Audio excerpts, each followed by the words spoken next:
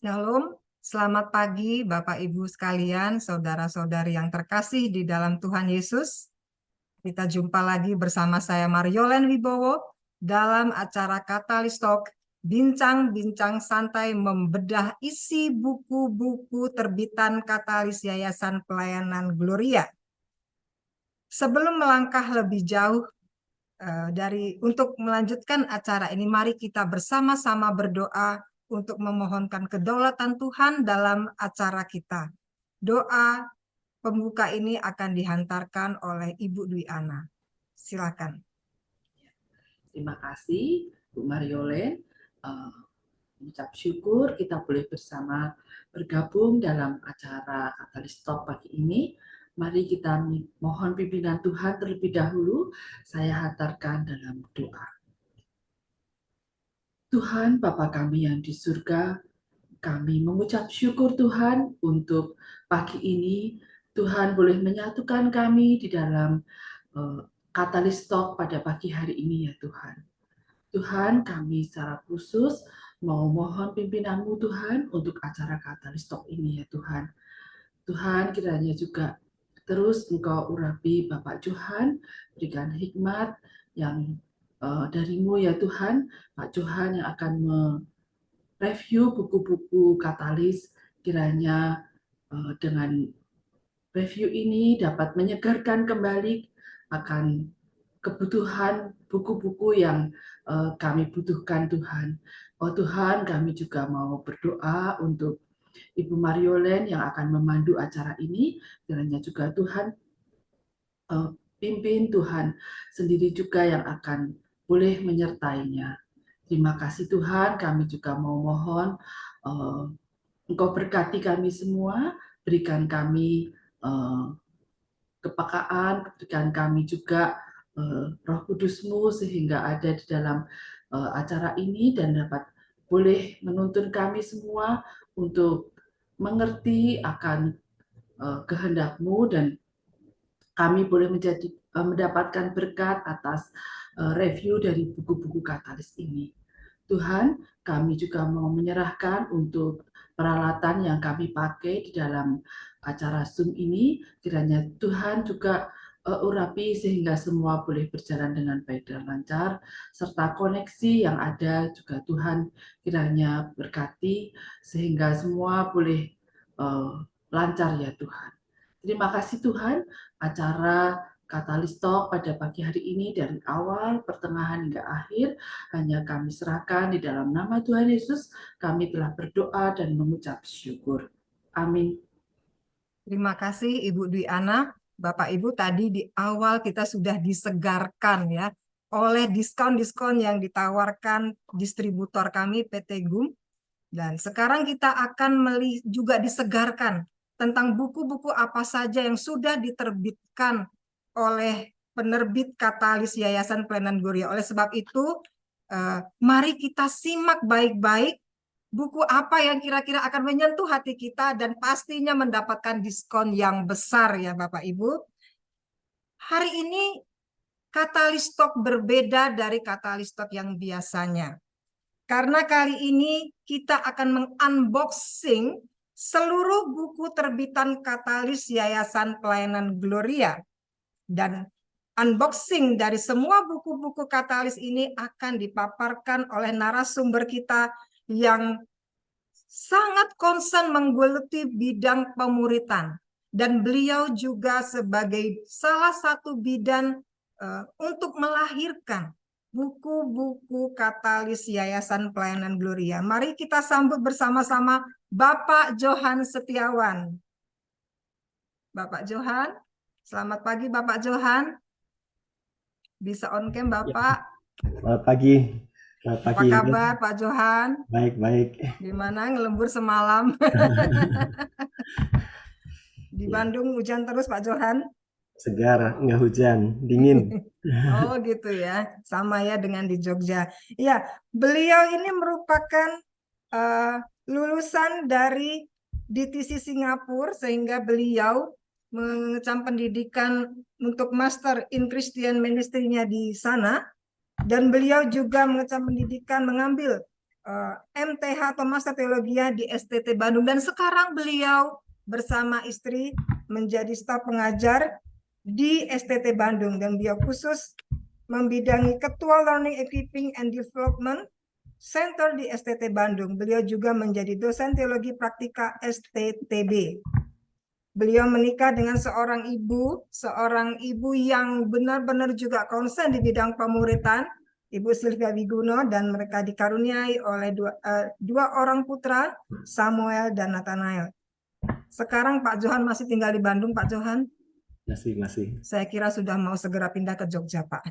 Ya.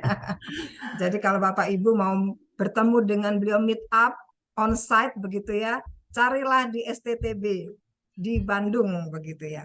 Oke Pak Johan, untuk menyingkat waktu, saya persilakan Bapak Johan untuk mereview semua buku-buku Katalis yang sudah diterbitkan. Siap Pak? Oke. Silakan. Ya, rekan-rekan sekalian, selamat pagi. Senang bisa bertemu dengan teman-teman meskipun melalui Zoom ini ya. Jadi teknologi memungkinkan pertemuan ini, dan hari ini kita akan seperti tadi dikatakan oleh Bu Yolen ya, kita akan mereview buku-buku terbitan Katalis, tetapi tidak semua. Beberapa buku yang sesuai dengan pergumulan Bapak Ibu mungkin untuk hadir dalam acara ini, yaitu kita sedang memikirkan buku-buku apa ya yang bisa dipakai, bahan-bahan pemuritan apa yang bisa dipakai dalam konteks gereja saya, persekutuan saya begitu ya, atau di lembaga pelayanan. Di dalam bahasa Indonesia ada banyak sekali buku bahan-bahan pemuritan yang sudah diterbitkan. Katalis salah satu yang konsisten sekali menerbitkan buku-buku pemuritan, baik tentang prinsip-prinsip pemuritan maupun bahan-bahan pemuritannya itu sendiri. Kita akan fokus pada buku-buku yang diterbitkan Katalis. Saya akan mulai share screen.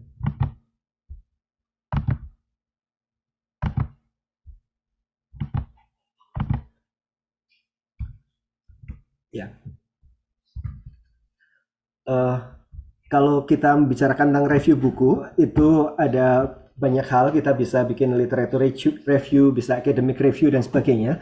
Tetapi review yang akan saya lakukan pada saat ini adalah lebih review dalam keperluan praktis, yaitu review bagi saudara-saudara yang sedang mencari bahan pemuritan bagi kebutuhan kita masing-masing. Jadi saya akan lebih fokus pada materi secara garis besar, dan juga bagaimana kita bisa menggunakan bahan ini di dalam konteks pemuritan di tempat kita. Nanti saudara-saudara bisa sambil mengikuti ini, sambil berpikir, ini cocok nggak ya bahan ini, begitu ya. Saya akan mereview dengan singkat dan sekilas, karena ada banyak sekali bahan-bahan yang sudah diterbitkan Katalis. Saya berusaha untuk ada sekitar 28 lebih yang akan direview secara khusus. Nah, untuk bahan-bahan pemuritan Katalis ini bisa kita bagi dalam dua kelompok besar.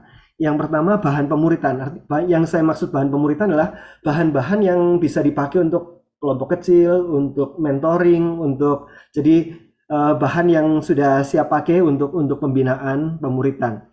Dan yang kedua adalah buku-buku bacaan pemuritan. Dan buku-buku bacaan pemuritan ini bukan untuk bahan kelompok kecil, tetapi lebih untuk memberikan wawasan, pedoman, perspektif bagi kita yang sedang melakukan pelayanan pemuritan. Saya akan banyak fokus ke bagian yang pertama, yaitu bahan pemuritan, sementara bacaan-bacaan pemuritan nanti kita akan melihat secara sekilas saja. Jadi bahan-bahan pemuritan yang diterbitkan Katalis, kalau diklasifikasikan lagi, itu ada bahan-bahan yang sifatnya fondasi. Nanti fondasi itu apa, saya akan jelaskan lebih lanjut. Kemudian formasi, ada 4 formasi. Formasi pengajaran, spiritual, karakter, dan pelayanan. Dan ada bahan-bahan yang sifatnya kategorial. Artinya bahan-bahan yang dipakai khusus. Dalam hal ini adalah untuk pelayanan keluarga dan bahan-bahan pemuritan untuk siswa dan mahasiswa.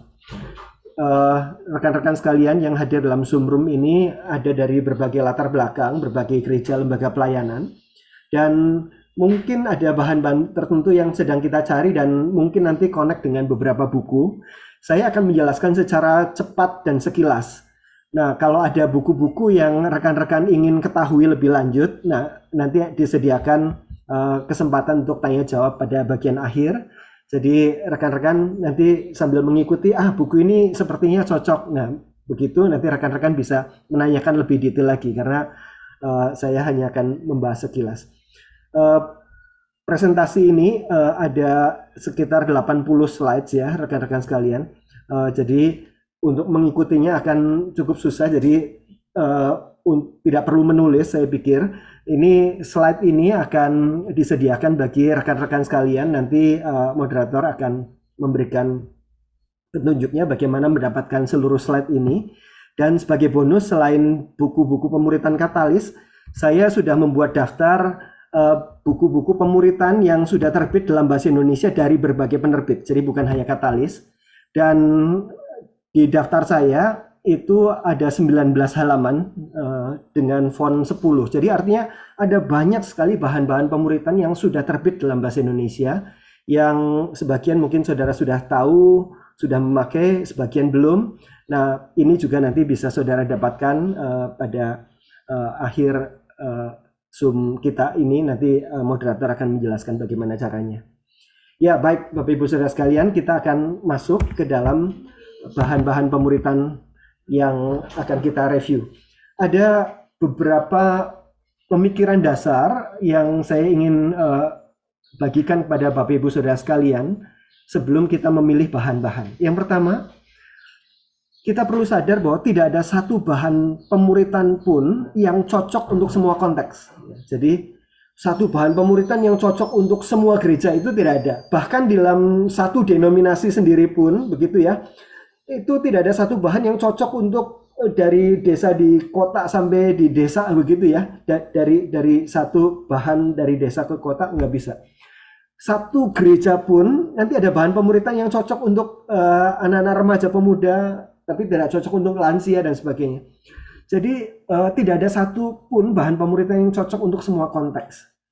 Baik dalam hal materinya cocok untuk yang satu, kurang cocok untuk yang lain. Di sini terlalu kurang dalam hal ini, tapi kalau ditambahin nanti akan terlalu banyak dalam hal itu. Dalam hal materi maupun dalam hal metode. Metode pemuritan ada macam-macam. Nah, ada metode yang menuntut banyak bacaan, ada metode yang menuntut banyak PA, dan macam-macam begitu. Jadi secara materi dan metode itu kita perlu memikirkan bahan pemuritan yang sesuai, dan itulah pergumulan Bapak Ibu Saudara sekalian ya di gereja, di persekutuan lembaga pelayanan. Bahan yang mana yang cocok. Jadi bahan yang cocok di gereja lain belum tentu cocok di gereja kita, begitu ya. Wah, di sana berhasil sekali dipakai begitu. Nah, di tempat kita belum tentu. Materinya mungkin atau metodenya nggak pas. Bisa materinya cocok, metodenya nggak cocok.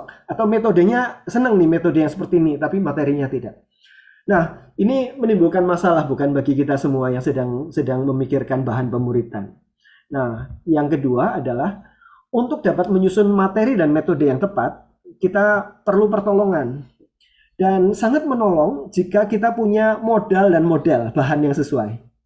Nah, ketika kita bikin sendiri, idealnya memang kita bikin sendiri sebetulnya ya. Jadi karena kita yang paling tahu situasinya di sini, sehingga materi dan metodenya apa yang paling cocok.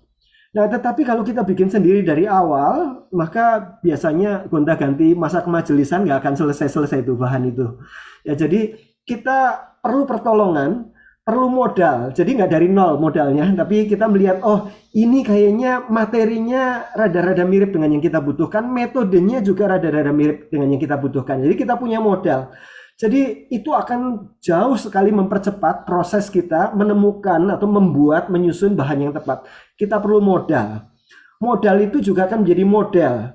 Sehingga ketika kita punya gambarannya, oh kayak begini nih. Nah, bagian ini saya akan ubah sedikit, bagian ini saya sesuaikan sedikit, materi ini saya copot, kemudian diganti materi yang lain dan sebagainya.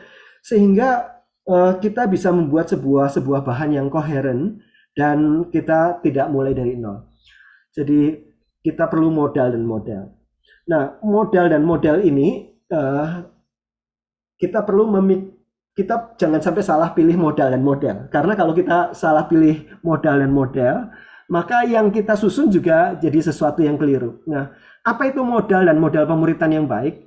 Menurut saya, bahan yang baik adalah bahan yang mendorong terjadinya 3 esensi pemuritan.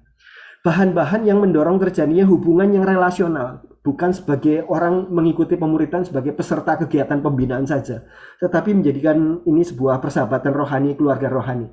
Ada bahan-bahan yang menolong ke sana, ada bahan-bahan yang kurang menolong untuk membangun hubungan yang relasional. Terus intensional, bukan sekedar pokoknya kita bahas Alkitab begitu ya, tetapi ada tujuan-tujuan, ada sasaran-sasaran yang jelas, kita mau menghasilkan orang yang seperti apa setelah orang belajar ini. Jadi ada tujuannya. Dan misional, sesuatu bahan yang mudah dilipat gandakan kepada orang lain, bukan bahan yang begitu canggih, tetapi akhirnya kita menjadi produsen pembinaan dan pesertanya menjadi konsumen, berhenti di sana. Pemuritan yang baik itu perlu menjadi sesuatu yang mudah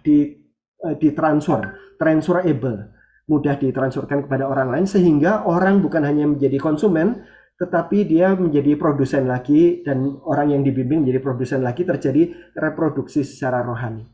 Jadi itu beberapa hal yang perlu saya sampaikan di awal sebelum kita nanti masuk ke dalam bahan-bahan secara individual. Jadi saya berharap apa yang dibagikan pada saat ini memberikan gambaran tentang materi, metode, modal, dan model yang akan menginspirasi Bapak Ibu Saudara sekalian di dalam melakukan pemuritan. Dan kalau ada bahan-bahan tertentu yang mungkin cocok, yang mungkin itu bisa jadi modal, silahkan nanti kita mendiskusikannya lebih lanjut di bagian Q&A. Baik, kita mulai dengan bahan-bahan pemuritan yang sifatnya fondasi. Bahan pemuritan yang sifatnya fondasi adalah bahan yang meletakkan fondasi hidup Kristen secara bertahap dan berjenjang. Dan disebut fondasi karena biasanya mulainya dari keselamatan atau dari follow-up dasar. Jadi bahan-bahan fondasi ini mulai dari hal yang sangat dasar dalam kehidupan Kristen, bagaimana meletakkan dasar-dasar yang kokoh supaya orang itu bisa bertumbuh berikutnya. Tidak semua bahan sifatnya fondasional. Dan ada beberapa bahan pemuritan yang fondasional yang diterbitkan oleh Katalis. Ini adalah beberapa contohnya. Kita akan melihat satu persatu. Ada The Fight, berpikir bertindak menjadi seperti Yesus, Mentoring Conversation, dan Cambium. Kita mulai dengan The Fight. The Fight ini adalah buku yang berisi pegangan praktis bagi kehidupan Kristen, dan buku ini menjadi bahan tindak lanjut dasar. Jadi kalau orang habis menerima Kristus misalnya, ini bisa tindak lanjut dasarnya pakai buku ini. Dan juga selain untuk tindak lanjut dasar bisa menjadi tinjauan dasar. Apa bedanya tindak lanjut dasar dan tinjauan dasar? Tinjauan dasar itu artinya kita kembali meninjau dasar-dasar kehidupan rohani kita. Kalau tindak lanjut dasar, betul-betul orang itu baru terima Yesus, kemudian baru lanjut begitu. Tinjauan dasar itu adalah bagi orang-orang Kristen yang sudah sekian lama jadi orang Kristen begitu ya, tetapi mau melihat kembali dasar-dasarnya, mau meneguhkan kembali dasar-dasarnya. Nah, buku ini menarik menurut saya, karena buku ini tidak menjadi terlalu jelimet sehingga orang baru nanti nggak merasa, waduh terlalu penuh pikirannya begitu ya. Tetapi buat orang yang sudah lama menjadi orang Kristen merasa akan tetap mendapatkan banyak manfaat dan insight dari buku ini. Jarang sekali buku yang seperti itu. Kadang-kadang buku yang terlalu dasar atau terlalu ruwet begitu ya. Buku ini bisa dipakai untuk orang Kristen baru maupun orang Kristen yang sudah lama yang mau membangun kembali dasar-dasarnya. Dan tidak heran buku ini disebut sebagai buku klasik dari InterVarsity Press, artinya buku yang sudah terus cetak ulang terus di sana, sudah diterjemahkan dalam 25 bahasa, dicetak lebih dari 300.000 eksemplar, dan dipakai menjadi bahan pembinaan di InterVarsity di Amerika. Itu kalau di Indonesianya Perkantas begitu ya, untuk pembinaan mahasiswa sekian lama. Jadi buku yang menurut saya sangat-sangat baik. Metodenya di dalam buku ini ada 11 pelajaran. Jadi setiap pelajaran bisa kita lakukan dalam satu kali pertemuan, tetapi kalau nggak selesai bisa lanjut ke pertemuan berikutnya begitu ya. Isinya setiap pelajaran itu ada bacaan, ada bahan yang di-PA-kan, kemudian ada saran-saran penerapan. Jadi sudah built-in di dalam buku ini, tinggal dipakai. Cuma satu babnya itu agak kepanjangan menurut saya ya. Tapi kalau untuk mahasiswa mungkin tidak masalah. Jadi sekitar 15-an halaman begitu ya. Jadi buat orang-orang tertentu mungkin waduh bacaannya kebanyakan begitu ya. Tetapi buat mahasiswa yang butuh konten ini bacaannya sangat baik. Buat rekan-rekan yang sedang mencari modal materi untuk pembinaan dasar, saya sangat menyarankan buku ini bisa menjadi modal yang baik. Jadi kalau mencari bahan-bahan dasar, bagaimana apa saja yang perlu diajarkan untuk dasar-dasar iman, buku ini bisa menjadi source. Ditulis oleh John White, dia penulis, pembicara, gembala, dia juga psikiater. Jadi beberapa tulisan-tulisannya mengungkapkan dinamika pemahaman dia tentang kejiwaan manusia juga. Dia dosen teologi dan melayani lama di IFES ya, kalau Indonesia Perkantas. Saya pikir saya perlu lebih cepat lagi untuk membahas satu buku demi buku karena ada 28. Oke. Ini kalau mau saya kategorikan ada dua macam kontennya. Yang pertama adalah bicara tentang hal dasar mulai dari hidup baru dan juga doa, firman, bersekutu, bersaksi itu dibahas di sini. Tetapi selain itu juga bicara tentang bertumbuh. Jadi pertumbuhan hidup kita setelah kita terima Kristus itu akan penuh naik turun, jatuh bangun, lika-liku, ada banyak dinamikanya dan ini dibahas dalam buku ini. Sangat baik, sangat disarankan. Nah, buku yang kedua adalah Berpikir Bertindak Menjadi Seperti Yesus. Buku ini secara struktur materinya luar biasa baik. Dia berisi tentang 10 essential beliefs tentang berpikir seperti Yesus, 10 essential disciplines tentang bertindak seperti Yesus, dan 10 essential virtues menjadi seperti Yesus. Jadi ada 30 core yang dipelajari dan dipilih dengan sangat baik. Ini materinya dan metodenya itu tadi berisi 30 pelajaran. Satu pelajaran bisa satu kali pertemuan, jadi ini bisa untuk 30 pertemuan. Kalau tidak selesai bisa dilanjut pertemuan berikutnya. Setiap pelajaran terdiri dari key questions, jadi setiap beliefs, disciplines, dan virtues ini dimulai dengan sebuah pertanyaan. Jadi ini gaya katekisasi zaman dulu kan begitu ya, ada satu pertanyaan, jawabannya seperti apa. Key questions, kemudian key idea, jadi gagasan kuncinya apa untuk bisa memahami hal itu. Kemudian ada key applications. Ini bisa digunakan bersama dengan belief dan Christian Life profile assessment. Dua buku ini belum diterjemahkan dalam bahasa Indonesia, tetapi buku yang sangat baik untuk melihat di bagian mana dari 30 hal ini di mana saya sudah baik atau perlu ditingkatkan dan sebagainya di dalam Christian Life Profile Assessment. Jadi kalau dikombinasikan akan baik sekali. Nah, buku ini ditulis oleh Randy Frazee. Dia gembala, juga inovator dalam banyak hal ya. Inovator gereja, komunitas, pertumbuhan rohani dan lain-lain. Jadi bukunya menurut saya sangat sangat menarik. Meskipun secara konten kita mungkin perlu bongkar pasang ya. Kalau strukturnya menurut saya sangat bagus. Jadi bayangkan kalau gereja kita bisa mendefinisikan 10 essential beliefs, 10 essential spiritual disciplines, 10 essential virtues begitu ya, dan disusun menjadi bahan pemuritan yang baik. Ini salah satu yang dikerjakan Randy Frazee, bisa menjadi modal yang baik. Nah, ini yang tadi saya bilang Christian Life Profile Assessment Tools, satu asesmen pertumbuhan rohani, orang sudah bertumbuh atau tidak, kalau tidak bagian mana, kalau sudah bagian mana, itu didasarkan pada tadi ya, 10 core beliefs, 10 core practices, dan 10 core virtues, ada asesmennya. Jadi loving God itu bicara belief dan practices, loving your neighbor bicara tentang practices dan virtues. Jadi secara struktur sangat baik. Ini adalah isinya, think, do, be. Berpikir, bertindak, dan menjadi seperti Yesus. Nah, ini menjadi satu modal yang baik. Buku yang berikutnya yang saya senang mempromosikannya adalah Mentoring Conversation dari Tony Horsfall. Materi isinya dalam Mentoring Conversation ini adalah topik-topik teologi dan topik-topik pribadi tentang dasar-dasar iman dan pertumbuhan rohani, tetapi dari kemasannya dan cara pendekatan yang berbeda dengan The Fight tadi ya. Jadi ini pendekatannya cukup segar menurut saya yang dari Tony Horsfall ini. Dan di dalam buku ini ada 30 conversation starter. Jadi ada 30 topik percakapan yang bisa dipakai untuk mentoring pribadi ke pribadi. Jadi 2 orang, satu pembimbing dan satu yang dibimbing, maupun bisa dipakai dalam kelompok kecil. Dan menariknya itu masing-masing bahan itu isi bacaannya ringkas, paling 3-4 halaman. Jadi enak kalau dipakai untuk bahan-bahan percakapan ini.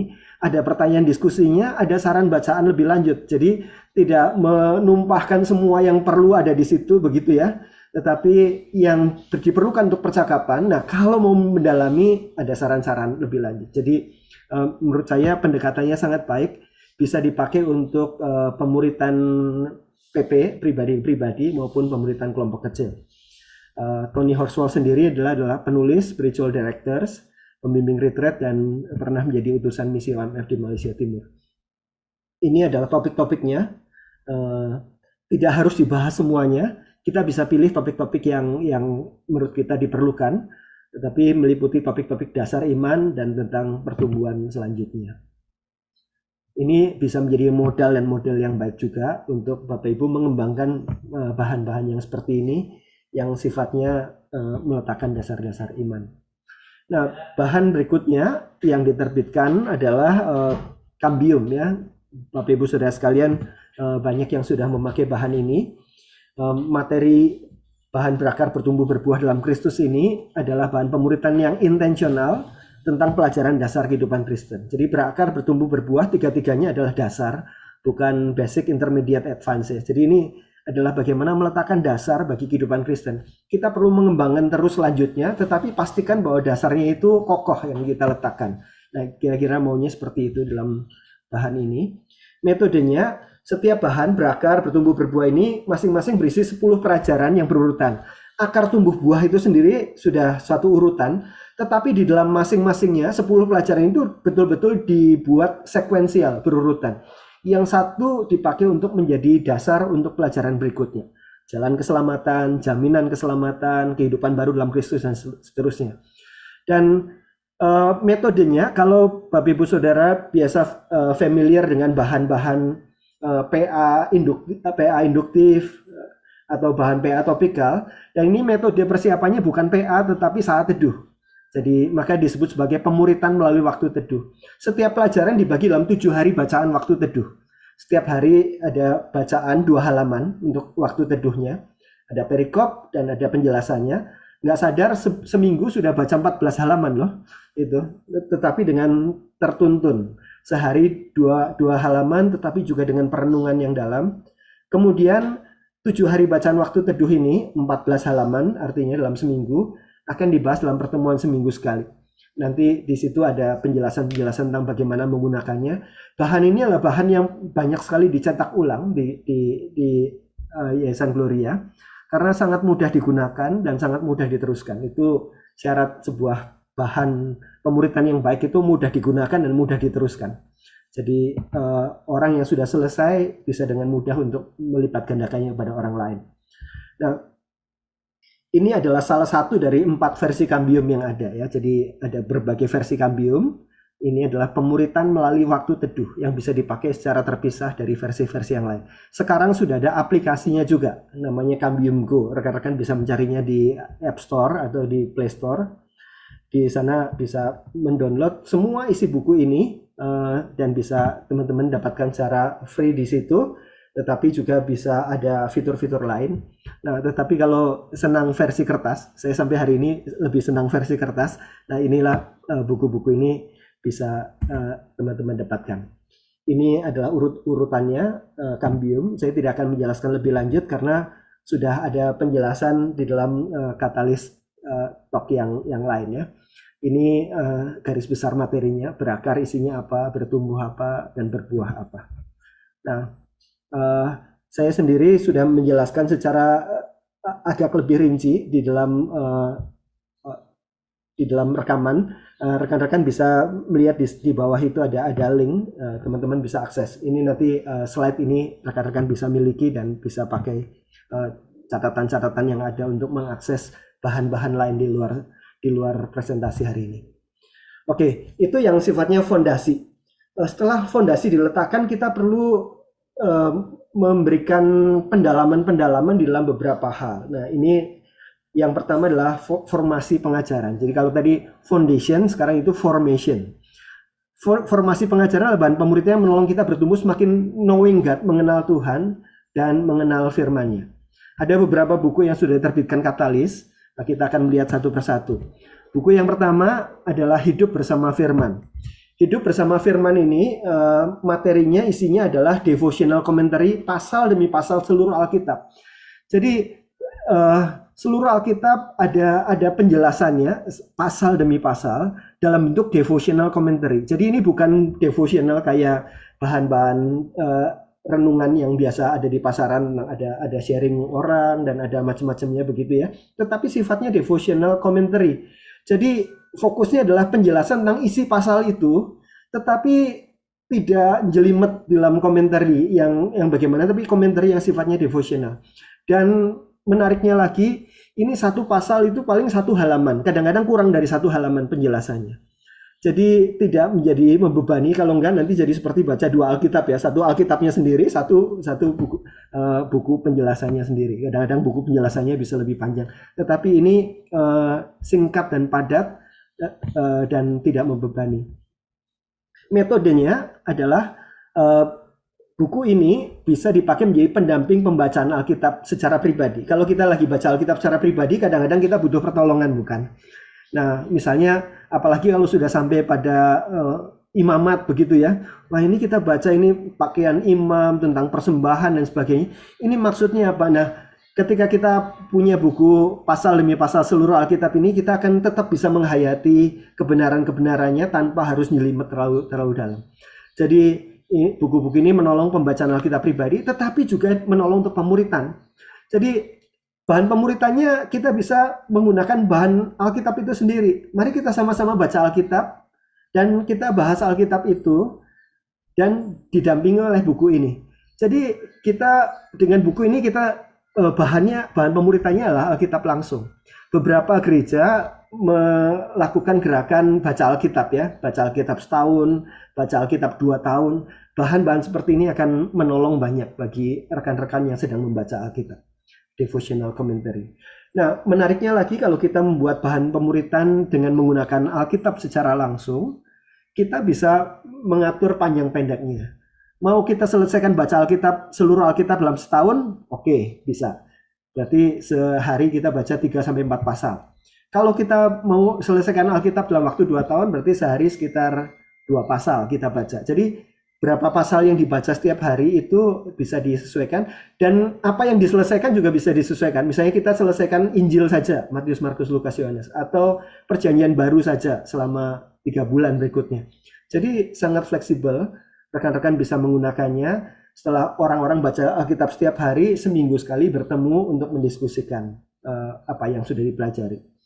Nah, ditulis oleh Warren Wiersbe yang adalah penulis pembicara. Dia adalah salah satu penulis yang luar biasa produktif, dan dia juga adalah profesor preaching khotbah di Grand Rapids. Orang yang sangat mencintai Alkitab dan bisa membuat setiap pasal itu ada misalnya ada 2 poin, 3 poin atau 4 poin, seperti seorang pengkhotbah begitu ya. Itu seluruh Alkitab seperti itu. Jadi kalau kita membawakan renungan per pasal begitu, kita sudah ditolong outline-nya oleh buku ini. Buku yang sangat saya rekomendasikan. Aslinya 1 buku, tapi dipecah menjadi 6 buku supaya nggak terlalu tebal begitu ya. Jadi kita bisa waktu saat teduh juga nggak terlalu banyak yang kita bawa. Seluruh pasal PL dan PB. Nah, ada rekaman pembahasan khusus tentang bagaimana menggunakan buku ini di slide yang Bapak Ibu lihat di depan. Di bawah ada linknya. Oke. Masuk berikutnya, masih tentang Alkitab. Ada 1 buku yang judulnya Mari Berpikir Tentang Alkitab, apa yang tertulis di dalamnya. Materi ini adalah bagian dari King Reference Collection dari Navpress, dari percetakannya Navigator. Buku ini ditulis untuk konteks mahasiswa, mengajak untuk berpikir dan menyimpulkan sendiri. Jadi buku ini menarik sekali. Disusun dengan sudut pandang Injili, tetapi tidak mengabaikan sudut pandang lain, dan diperiksa oleh panel ahli dari berbagai aliran. Metodenya adalah sebagai pendamping pembacaan Alkitab seperti tadi, tetapi bedanya adalah kalau ini bukan pasal demi pasal, tetapi rangkaian pasal. Jadi misalnya pasal 1-3 begitu ya, nanti ada penjelasannya. Terus pasal 5 sampai pasal 6 nanti ada penjelasannya. Dan penjelasannya jauh lebih singkat daripada yang tadi karena ini sifatnya chunk. Kita akan lebih menemukan alurnya, dan dia penjelasannya itu juga beberapa malahan bukan penjelasan tapi mengajak kita berpikir begitu. Jadi waktu kita mengikuti ini juga akan bisa kita pakai untuk diskusi dalam kelompok kecil. Jadi Judulnya Think Reference Collection, artinya mengajak kita berpikir, menemukan, menggali, begitu ya. Ini isinya tentang seluruh Alkitab, PL dan PB. Bukunya tidak terlalu tebal. Untuk panduan bacaan Alkitab, ini bisa menjadi panduan yang lebih ringkas, tetapi juga kita dapat bahan untuk diskusinya. Masih tentang Alkitab, ini ada satu bahan yang sangat terkenal, judulnya Multiply dari Francis Chan. Multiply ini adalah bahan pemuritan berdasarkan isi Alkitab PL dan PB. Jadi bahan pemuritan itu ada yang topikal ya, topik ini keselamatan, kemudian hidup baru dan macam-macam, itu per topik. Tetapi ada bahan pemuritan yang biblikal, dalam pengertian kita pakai urutan kisah Alkitab. Nah, bahan ini adalah yang biblikal tadi, berdasarkan PL dan PB dengan pola yang baik yang bisa dilipat gandakan pada orang lain. Jadi bukan hanya menjadi Bible student, tetapi dia bisa membagikan pada orang lain. Ini akan bisa diselesaikan dalam waktu 24 pertemuan, baik pertemuan mentor dengan yang dibimbing maupun pembimbing kelompok kecil dengan kelompok kecilnya, 24 pertemuan.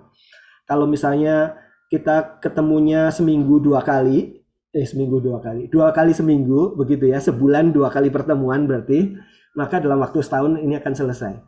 Kalau ketemunya seminggu sekali ya dalam waktu 1 semester akan selesai.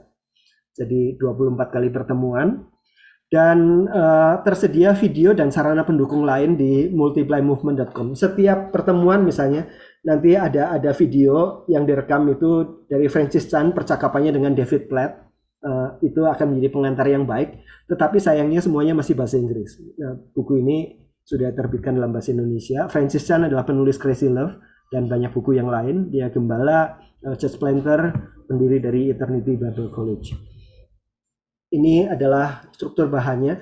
Pertama-tama langsung bicara tentang kehidupan sebagai pembuat murid. Jadi diharapkan sejak awal, bukan ditaruh di akhir, sejak awal ada pembicaraan tentang kita perlu menjadi murid yang suatu saat bisa memuridkan orang lain. Jadi di awal sudah langsung seperti itu. Kemudian bagaimana kehidupan sebagai gereja, bagaimana mempelajari Alkitab. Nah, ini bagian 1, 2, dan 3 kira-kira kurang dari separuh dari buku ini.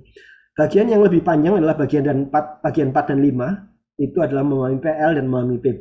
Bagi rekan-rekan yang berada dalam gereja yang sedang fokus pada biblical preaching, expository preaching, kemudian mencari bahan-bahan pemuritan yang biblika, ini salah satu modal yang bisa dipertimbangkan.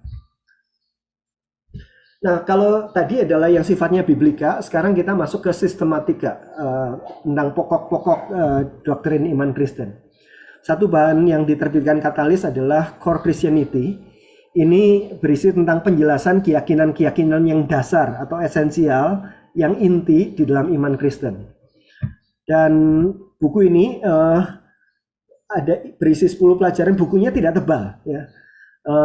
Dan berisi, kalau kita bicara doktrin kadang-kadang beberapa orang udah ruwet duluan begitu ya.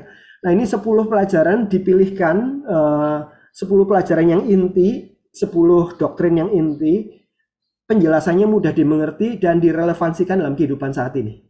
Jadi ini salah satu, kalau kita mau mengajarkan doktrin dasar, saya pikir ini salah satu buku yang sangat baik menjadi modal dan model. Ditulis oleh Michael Horton. Siapa dia? Dia penulis yang produktif, lebih dari 30 buku, semua bukunya buku-buku teologi ya, mulai dari yang berat sampai yang ringan. Dia dosen teologi sistematika dan apologetika di Westminster, satu sekolah teologi yang standarnya cukup tinggi, dan dia editor majalah Modern Reformation dan penyelenggara radio White Horse Inn. Dia orang yang kuat juga di media, dia tahu bagaimana menyampaikan hal-hal yang penting dengan cara yang kontekstual. Nah, ada 10 pelajaran ini kalau Bapak Ibu perhatikan, ini adalah bicara tentang kristologi, bicara tentang Allah Tritunggal, bicara tentang teologi proper, tentang prolegomena dan sebagainya. Tetapi dengan cara yang baik. Jadi kalau kita mencari bahan-bahan, beberapa bahan katekisasi mau diperkaya, mau dibuat supaya komunikasinya lebih baik, ini menjadi modal dan model yang baik. Kita bisa menggunakannya sebagai bahan pemuritan yang sifatnya doktrinal.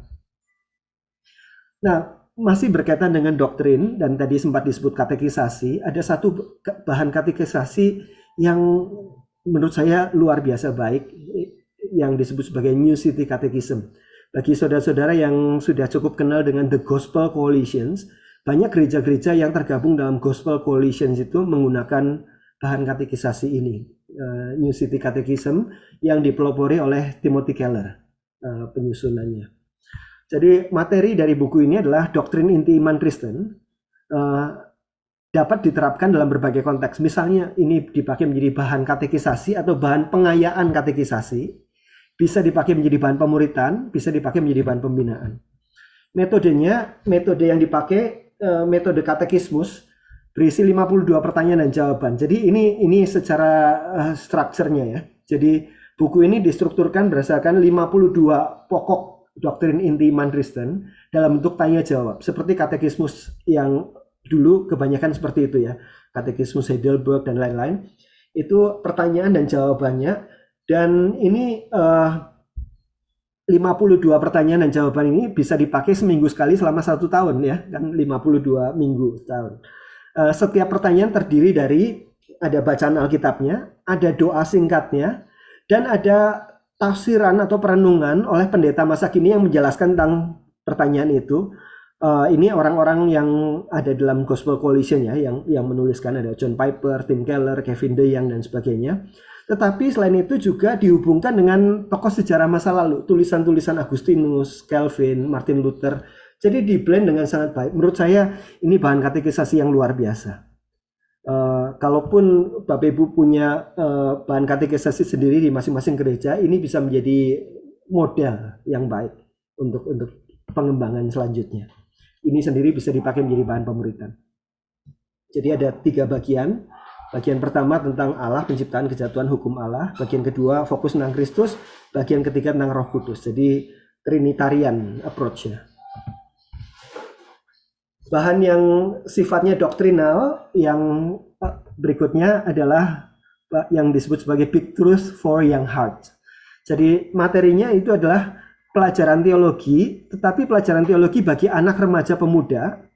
Tetapi orang dewasa yang baca ini juga akan menemukan penyegaran pemahaman. Jadi kadang-kadang kita fokus ngajarin teologi itu kalau orangnya udah gede begitu ya. Tetapi bukankah ini bukan hanya pelajaran, tapi sesuatu yang perlu digumulkan, membangun perspektif dalam kehidupan. Dan kalau anak-anak, remaja, pemuda bisa mempelajari ini, kenapa tidak begitu ya? Justru perlu diletakkan dengan baik. Cuma memang seberapa dalam, seberapa luas, itulah pertanyaannya. Dan buku ini menolong kita untuk sudah ditakarkan begitu ya ke sana. Jadi buku ini buku yang bisa dipakai oleh orang tua, oleh guru di sekolah, oleh pembina di gereja untuk menolong generasi mendatang mengenal dan mengasihi Tuhan. Diuraikan dengan jelas, disertai pertanyaan-pertanyaan perenungan di setiap subbabnya. Saya sangat mendorong jika ada guru-guru di tempat ini, kadang-kadang bahan-bahan pendidikan agama Kristen yang terbit di pasaran itu terlalu banyak bicara tentang etika, moral, kemudian juga tentang kebaikan sehari-hari begitu ya. Tetapi tidak meletakkan dasar-dasar kehidupan doktrinal yang baik. Buku ini akan menolong Bapak Ibu yang mengajar di sekolah untuk sudah ditakarkan begitu ya, untuk bagaimana meletakkannya, tetapi tidak dangkal. Penulisnya Bruce Ware. Bruce Ware ini adalah dosen teologi Kristen di Southern Baptist. Dia juga presiden Evangelical Theological Society, seorang teolog systematics yang sangat dihormati. Dan buku ini bukan ditulis begitu saja, tapi juga ini yang dia praktekkan di rumahnya. Ini topik-topiknya, dan setiap topik itu dipecah lagi. Jadi misalnya Allah sebagai Tritunggal, bukan cuma 1 kali renungan gitu ya, tapi dipecah. Hanya ada satu Allah dengan 3 pribadi, Bapa adalah Tuhan, Anak adalah Allah, Roh Kudus adalah Allah, hubungan Bapa, Anak, dan Roh Kudus. Masing-masingnya itu ada perenungan-perenungan yang ada penjelasan dan ada pertanyaan perenungan. Sangat baik menjadi buku referensi untuk kita memakai. Bisa dipakai di rumah, di sekolah, maupun di gereja. Oke, itu bahan tentang formasi pengajaran. Sekarang spiritual formation, yaitu bahan pemuritan yang menolong dalam bertumbuh semakin mengasihi Tuhan dan bersekutu dengan Tuhan. Kalau tadi mengenal Tuhan dan firman-Nya, sekarang bicara tentang bagaimana kita mengasihi Tuhan dan bersekutu dengan Dia. Ada 3 buku di sini, Spiritual Check-up, Hidup Bersama Firman, dan Experiencing God. Spiritual Check-up adalah buku yang sudah cukup lama diterbitkan oleh Katalis. Buku ini berisi pertanyaan-pertanyaan untuk mendiagnosis kondisi dan kesehatan rohani. Jadi kita itu sedang sehat secara rohani apa atau sekedar sibuk secara rohani. Itu bisa 2 hal yang berbeda, bahkan bisa bertentangan begitu ya. Apakah kita kondisi kerohanian kita seperti apa? Nah, kalau kita datang ke dokter kan kita biasa ditanya ya, oh pusingnya di mana begitu ya, sudah berapa lama? Apa yang terjadi sehingga mulai pusing itu. Jadi sebelumnya nggak pusing, sekarang pusing. Nah, pertanyaan-pertanyaan seperti itu kan pertanyaan-pertanyaan diagnosis. Nah, ini adalah diagnosis apakah kita sehat secara rohani atau tidak. Nah, itu materinya. Dan di dalamnya ada 10 pertanyaan untuk mendiagnosis ini. Dan setiap pertanyaan nanti akan diikuti penjelasan. Penjelasannya luar biasa baik ya. Donald Whitney sangat resourceful. Dan setiap selesai penjelasan ada saran-saran penerapan praktis. Kadang-kadang ada 3 saran, ada 4 saran. Kita bisa pilih salah satu dari saran itu. Jadi kalau kita mendiskusikan bahan ini, setelah selesai nggak sekedar kita tambah wawasan begitu ya. Tetapi habis ini mana yang kita pilih untuk diterapkan? Bisa diterapkan sendiri-sendiri atau terapkan bersama sebagai kelompok. Dapat dipakai sebagai refleksi atau retreat pribadi. Jadi kalau Bapak Ibu retreat pribadi bisa pakai bahan ini untuk checking up sendiri, atau bisa dipakai untuk saat teduh yang lebih panjang. Misalnya hari Minggu mau saat teduhnya lebih panjang dari biasanya, baca 1 chapter buku ini untuk refleksi. Bisa dipakai jadi bahan kelompok kecil, bahkan dipakai juga untuk kelas-kelas pengajaran berdasarkan ini. Donald Whitney adalah Profesor Spiritual Formation dari Southern Baptist. Dia pendiri Center for Biblical Spirituality dan pendeta selama 15 tahun. Sangat insightful bukunya, sangat baik. Ini 10 pertanyaannya. Saya sangat mendorong rekan-rekan untuk bisa punya akses terhadap buku ini. Hidup bersama dalam Kristus, masih juga dalam bidang spiritual formation. Ini memakai sebuah model percakapan dan pengalaman murid-murid yang sedang berjalan ke Emmaus. Tuhan Yesus datang di tengah-tengah mereka. Jadi model ini dirancang untuk mengalami Kristus di tengah-tengah komunitas. Nah, metodenya setiap pelajaran ini dari buku-buku ini ada bacaan-bacaan, di tengah-tengah bacaan ada break perenungan, kemudian di akhir bacaan ada diskusi dan aplikasi kelompok, dan juga ada 1 doa untuk didoakan bersama-sama. Ini adalah buku yang enak untuk kita pakai sebagai percakapan sahabat rohani. Misalnya sama-sama sebagai sahabat rohani, kita mau mengalami Kristus bersama. Seperti orang yang sedang berjalan di dalam segala pengalaman hidup, perjalanan Emmaus, bagaimana mengalami Tuhan di dalam kebersamaan ini. Bisa dipakai dalam kelompok kecil. Ditulis oleh Ruth Halliburton, dia penulis, pembicara, pemimpin retreat, spiritual director, pendiri Transforming Center. Orang yang sangat resourceful di dalam spiritual formation. Buku ini baik untuk kelompok yang sudah berjalan sekian lama, perlu penyegaran tentang bagaimana kelompok kita supaya lebih berfokus pada Kristus dan mengalami kehadiran Kristus. Bahan-bahannya sudah siap pakai untuk itu. Cuma mungkin setiap babnya agak kepanjangan ya, sekitar 12-13an halaman. Jadi itu sedikit challenge di situ, tetapi isinya sangat baik. Ini adalah, kalau kita lihat di sini ya, masing-masing babnya isinya 1 segmen pengalaman dalam perjalanan Emmaus, dan Ruth Halliburton memakainya untuk memasukkan 1 unsur spiritualitas bersama-sama dalam kelompok. Experiencing God, buku yang sudah diterbitkan oleh Katalis Gloria ini berisi tentang 7 realitas dalam mengalami Tuhan untuk terlibat dalam misi Tuhan. Jadi ada 7 aspek experiencing God, tetapi bukan experiencing God yang lebih ke saya dengan Tuhan saja, tetapi bagaimana kita mengenali supaya kita makin masuk ke dalam misi Tuhan. Jadi menarik sekali, buku ini ke dalam relasi dengan Tuhan, tetapi juga keluar ke dalam tengah-tengah dunia menjadi bagian dari misi Tuhan. Buku ini sudah didistribusikan lebih dari 8 juta workbooknya dalam lebih dari 75 bahasa, dan ada lebih dari 50 resources yang di-develop berdasarkan buku ini. Jadi ini buku yang sudah memberkati banyak orang. Isinya 26 pelajaran. Terdiri dari masing-masing pelajaran ada bacaan, ada penerapan, ada pertanyaan perenungan, jadi siap dipakai untuk kelompok kecil. Ada pelajaran-pelajaran yang lebih panjang, ada pelajaran-pelajaran yang lebih pendek. Jadi menurut saya enaknya kan kalau panjangnya sama begitu ya, misalnya 4 halaman atau 5 halaman terus konsisten. Kalau ini ada beberapa lebih panjang, beberapa lebih pendek. Tapi itulah buku ini.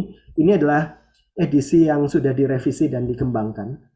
Ditulis oleh Henry Blackaby, orang kuat di dalam Southern Baptist. Dia juga penasihat presiden dari IMB, International Mission Board, orang yang sangat involved dalam misi dan juga lively resources. Ini adalah 7 realitas lah mengalami Tuhannya, dan saudara-saudara bisa lihat di slide ini. Dan ini diterjemahkan dalam 26 bahan. Ini rekan-rekan kalau mau melihat dan mempelajari lebih detailnya, ada YouTube dari Catalyst Talk sebelumnya. Kita masuk ke bahan formasi karakter.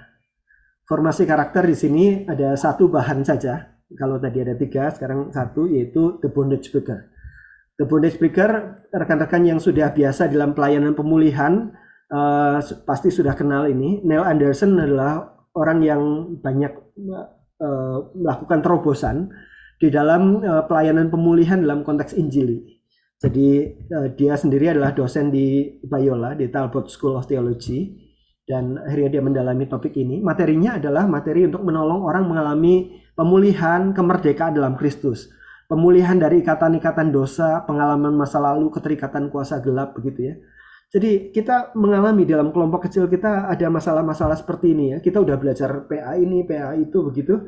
Tetapi ada permasalahan-permasalahan yang lebih dalam yang seringkali tidak diungkapkan. Dan kalaupun diungkapkan kita sering nggak tahu ini gimana cara mengatasinya begitu ya.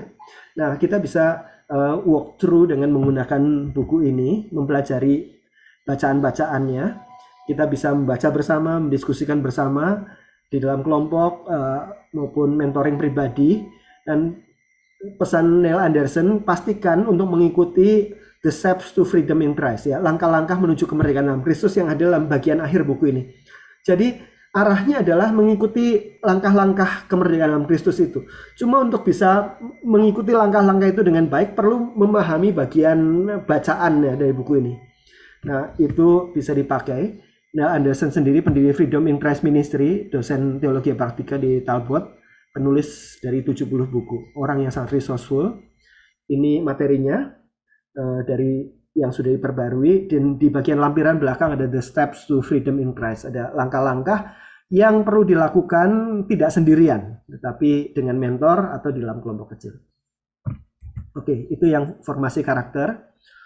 Formasi pelayanan sekarang ada 4 buku formasi pelayanan. Buku yang pertama adalah Master Plan of Evangelism. Ini studi prinsip-prinsip pemuritan Tuhan Yesus dari keempat Injil yang dilakukan dengan luar biasa baik oleh Robert Coleman. Dan buku ini termasuk dalam top 50 books that have shaped evangelicals dalam abad ke-20. Jadi Christianity Today membuat rating buku-buku apa yang sudah paling banyak mengubah orang-orang Injil itu bergereja, melayani, bermisi, dan macam-macam begitu ya. Dari ribuan buku, kemudian ada top 50. Nah, buku ini nomor 20 sekian begitu ya. Jadi buku yang sangat influensial, telah terjual lebih dari 3,5 juta buku dalam bahasa Inggris saja. Dan di bagian depan ada penjelasan masing-masing prinsip pemuritan Tuhan Yesus. Di bagian belakang ada study guide-nya, ada panduan studi. Jadi ini bisa dipakai untuk teman-teman pembinaan dari pembimbing pemuritan. Biasanya kan kita fokusnya pada anggota pemuritannya ya, bagaimana bahan-bahan untuk mereka. Tetapi bagaimana bahan-bahan untuk membina para pembina gitu ya, membimbing para pembimbing. Nah, buku ini menjadi salah satu bahan yang bisa dipakai untuk itu. Kita belajar prinsip pemuritan Yesus, ada panduan studi di belakang. Ditulis oleh Robert Coleman, dia dosen di beberapa sekolah teologi Injili terkemuka. Dia orang Metodis sebetulnya. Dia gembala, dia juga dekan. Dia orang high profile di dalam misi maupun di dalam teologi. Ini 8 prinsip pelayanan Tuhan Yesus yang ada dalam buku ini, diformulasikan dengan sangat baik. Ada penjelasan dari 8 prinsip itu, saya sudah membuat rekamannya, rekan-rekan bisa mengaksesnya di link yang ada di screen. Nah, buku yang berikutnya adalah Panduan Pokok untuk Menjadi Seorang Murid. Ini ditulis oleh Greg Ogden. Buku ini bisa dipakai secara unik untuk 2 keperluan. Yang pertama, bisa dipakai untuk pendahuluan ke dalam relasi pemuritan. Jadi sebelum kita masuk ke bahan-bahan pemuritan yang lain begitu ya, kita bisa kayak pemanasan. Tetapi bukan sekedar pemanasan, tapi juga memberikan perspektif. Apa itu pemuritan yang memuridkan orang lain. Jadi memberikan kerangka itu di awal, bukan di akhir. Buku ini bisa menjadi pendahuluan untuk masuk dalam relasi pemuritan. Jadi ada 8 pelajaran di sini. Bisa 8 pelajaran sebelum masuk ke inti pelajaran. Misalnya mau pakai berakar, bertumbuh, berbuah. Ini bisa menjadi pengantar seperti itu.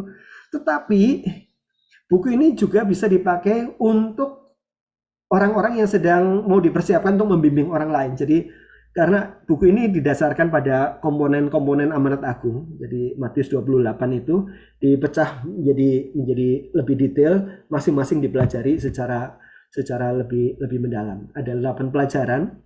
Masing-masing pelajaran itu dari 8 ini ada core truth, ada kebenaran inti, ada bahan PA induktifnya, ada bacaannya ini bagus-bagus, dan ada aplikasi. Jadi pola ini adalah pola yang dibuat oleh penulisnya ini, Greg Ogden, dalam bukunya yang sangat terkenal, Bahan Pemuritan Discipleship Essentials. Discipleship Essentials ini sendiri sudah terjual lebih dari 250.000 eksemplar. Ya, jadi pola ini dipakai juga dalam buku Panduan Pokok Menjadi Seorang Murid. Greg Ogden adalah pendeta, dia penulis, termasuk Discipleship Essential, Transforming Discipleship, dua-duanya sudah terbitkan dalam bahasa Indonesia. Dia pernah menjadi direktur Demin di Fuller Seminary. Dia sekarang memimpin Global Discipleship Initiative, mempromosikan pemuritan, menolong gereja-gereja untuk melakukannya. Inilah bahannya. Kalau Bapak Ibu lihat di sana, kita lihat bahwa amanat agung itu dipecah menjadi bagian-bagian yang lebih kecil, masing-masing didalami secara khusus. Ada bacaan-bacaan yang menolong di dalamnya, ada bahan PA induktif. Saudara-saudara bisa memakai ini sebagai modalnya juga. Jadi bahannya bisa pakai yang lain-lain, tapi model ada bacaan, ada PA dan sebagainya, rekan-rekan bisa mempelajari dari model yang dibuat oleh Ogden ini. Ogden bukan hanya orang teoritis, tetapi orang yang sangat terlibat di dalam pemuritan, juga menolong gereja-gereja melakukan pemuritan. Buku berikutnya dalam formasi pelayanan adalah Tangguh dalam Kehidupan, Kuat dalam Tuhan. Nah, ini materinya adalah memahami dan mengembangkan diri dalam 5 aspek ketangguhan atau resilience. Ya. Resilience diterjemahkan ketangguhan. Lentur dan lenting, ada beberapa terjemahan seperti itu. Ketangguhan untuk melayani dalam jangka panjang. Dan ada kuesioner ketangguhan. Nah, kenapa penting buku ini? Karena kita semua masing-masing ada dalam kehidupan kita, bukan hanya kehidupan bagi diri sendiri, tapi kehidupan untuk melayani. Dan bagaimana kita bisa melayani dalam jangka panjang kalau kita bocor di dalam beberapa aspek ini. Nah, buku ini akan menolong kita untuk melihat, ada kuesionernya, bagian mana di mana kita sudah secure aspek-aspek ketangguhannya, bagian mana di mana kita di situ ada banyak lubang-lubangnya begitu. Dan ini bisa dipakai untuk refleksi pribadi, retreat pribadi. Kalau kita retreat, kita bawa buku ini, kita bisa isi kuesionernya, bisa melihat bagian-bagian mana di mana kita mau perbaiki begitu ya. Baik sekali kalau ada mentor yang walkthrough bersama-sama, bisa dipakai dengan sangat baik dalam kelompok kecil maupun di dalam tim pelayanan. Jadi kalau tim pelayanan ibadah misalnya, tim pelayanan misi, kita membahas buku ini. Bahkan buku ini banyak dipakai dalam konteks misi, karena penulisnya sendiri, Tony Horsfall yang tadi, dia juga misionaris, tapi dia juga spiritual director. D.B. Hawker sendiri adalah psikolog klinis. Jadi buku ini menggabungkan perspektif spiritualitas, biblika, dan psikologi di dalam konteks misi. Jadi baik sekali.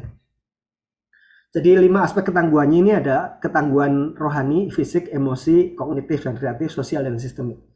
Dan ada pembahasan secara yang lebih psikologi, tapi juga ada pembahasan yang biblika dengan beberapa contoh-contoh Alkitab, tokoh-tokoh Alkitab. ada bab khusus tentang perempuan-perempuan tangguh dalam Alkitab, ada tentang ketangguhan Paulus dan bagaimana tentang teladan ketangguhan Yesus, dan di dalamnya ada skala penilaian ketangguhan. Bahannya sudah sangat enak untuk refleksi pribadi maupun dipakai untuk kelompok, terutama tim-tim pelayanan yang kita punyai. Jadi kita bisa memakai ini. Buku yang sangat baik berikutnya adalah judulnya Workship. Ini materinya adalah pemuritan dalam dunia kerja. Jadi kebanyakan orang di gereja kita orang-orang yang bekerja, bukan? Nah, orang-orang bekerja ini seringkali tidak mendapat makanan rohani yang khas sesuai dengan pergumulan mereka dalam kerjaan. Jadi belajarnya ya lebih tentang sesuatu yang umum ya, tentang doa, tentang baca Alkitab, tentang which is itu perlu, tetapi mereka juga perlu perspektif tentang bagaimana memandang pekerjaan mereka dan bagaimana menjadi berkat dalam dunia kerja dengan baik. Nah, buku ini, buku yang dirancang untuk itu, ini materinya adalah pemuritan dalam dunia kerja, berisi 3 hal. Pertama, pandangan Alkitab tentang bekerja. Yang kedua, bagaimana kita bertumbuh secara rohani di dalam dan melalui pekerjaan kita. Yang ketiga, beberapa hikmat praktis dalam bekerja. Nah, 3 bagian ini masing-masing ada 6 pelajaran. Ya, jadi 6 pelajaran ini isinya ada bacaan singkat. Nah, ini menariknya buku ini, bacaannya singkat-singkat, paling sekitar 3 halaman, kadang-kadang ada 3,5 halaman begitu ya. Kemudian disertai ada 1 halaman isinya doa, kemudian bahan pemikiran tindak lanjut untuk diskusi kelompok. Jadi buku ini memang sudah dirancang untuk kita pakai dalam kelompok kecil dengan baik. Jadi dan tidak panjang karena kita bisa misalnya pemuritannya pas lagi makan siang sesama teman-teman kantor begitu kan, nggak bisa panjang-panjang banget tuh. Nah, bahan-bahan ini bisa dipakai. Ini dinominasikan sebagai salah satu buku terbaik Kristen tahun 2017 di Australia. Buku ini sudah ada dalam bahasa Indonesia, ditulis oleh Kara Martin, orang yang sangat resourceful dalam bidang itu. Ini topik-topiknya, ada 3 bagian. Rekan-rekan, saya sangat mendorong kalau rekan-rekan di jemaat ada orang-orang yang sedang bekerja, cari bahan-bahan pemuritan tentang mereka, inilah bahannya. Nah, kita masuk ke dalam pelayanan kategorial. Ada 2 pelayanan kategorial yang kita bicarakan bahannya, yaitu pelayanan keluarga dan pelayanan pelayanan mahasiswa.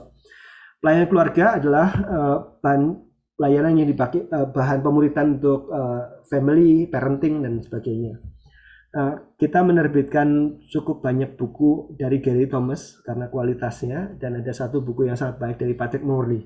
Nah, Gary Thomas menerbitkan banyak buku yang sangat baik di dalam spirituality. Ada 2 buku yang sangat terkenal dari Gary Thomas, bestseller, Sacred Marriage dan Sacred Parenting. Isinya bukan seperti buku-buku marriage dan parenting yang banyak di pasaran, tetapi memberikan perspektif bahwa pernikahan dan juga parenting merupakan disiplin rohani untuk membentuk keserupaan dengan Kristus. Jadi buku ini bukan tentang bagaimana kita baikan ketika kita lagi musuhan sama pasangan kita, ketika kita lagi punya masalah dengan anak, bukan itu. Tapi bagaimana kita bertumbuh melalui pernikahan, bagaimana kita bertumbuh secara rohani melalui parenting. Jadi perspektif ini sangat baik, jadi fokusnya bukan pada pernikahan atau parenting itu sendiri, tapi pada Kristus, pada keserupaan dengan Kristus. Nah, metodenya ada buku ini bisa dipakai untuk studi baik sebagai pasangan maupun dalam kelompok kecil pasutri. Sebetulnya tersedia study guide-nya, tapi masih dalam bahasa Inggris. Study guide-nya bisa di-download secara free di internet. Saudara-saudara cari study guide Sacred Marriage, study guide Sacred Parenting, bisa di-download itu. Nah, yang sudah diterbitkan oleh Katalis juga adalah buku Devotions. Nah, ini menarik Bapak Ibu Saudara sekalian. Ada Devotion for Sacred Marriage, ada Devotion for Sacred Parenting. Kalau Sacred Marriage dan Parenting ini bukunya lumayan agak tebal. Kalau Devotion-nya jauh lebih tipis. Isi Devotion itu adalah 52 bahan perenungan, bahan percakapan. Setiap renungan itu ada sekitar 3 halaman atau 3,5 halaman. 52 itu artinya 52 minggu, dipakai untuk setahun. 52 Sacred Marriage, 52 Sacred Parenting ini Devotion-nya. Dan itu bisa dipakai untuk percakapan suami istri, untuk percakapan setiap bab itu, setiap 3 halaman itu seminggu sekali. Atau bisa dipakai juga di dalam kelompok kecil pemuritan yang menggunakan bahan-bahan ini.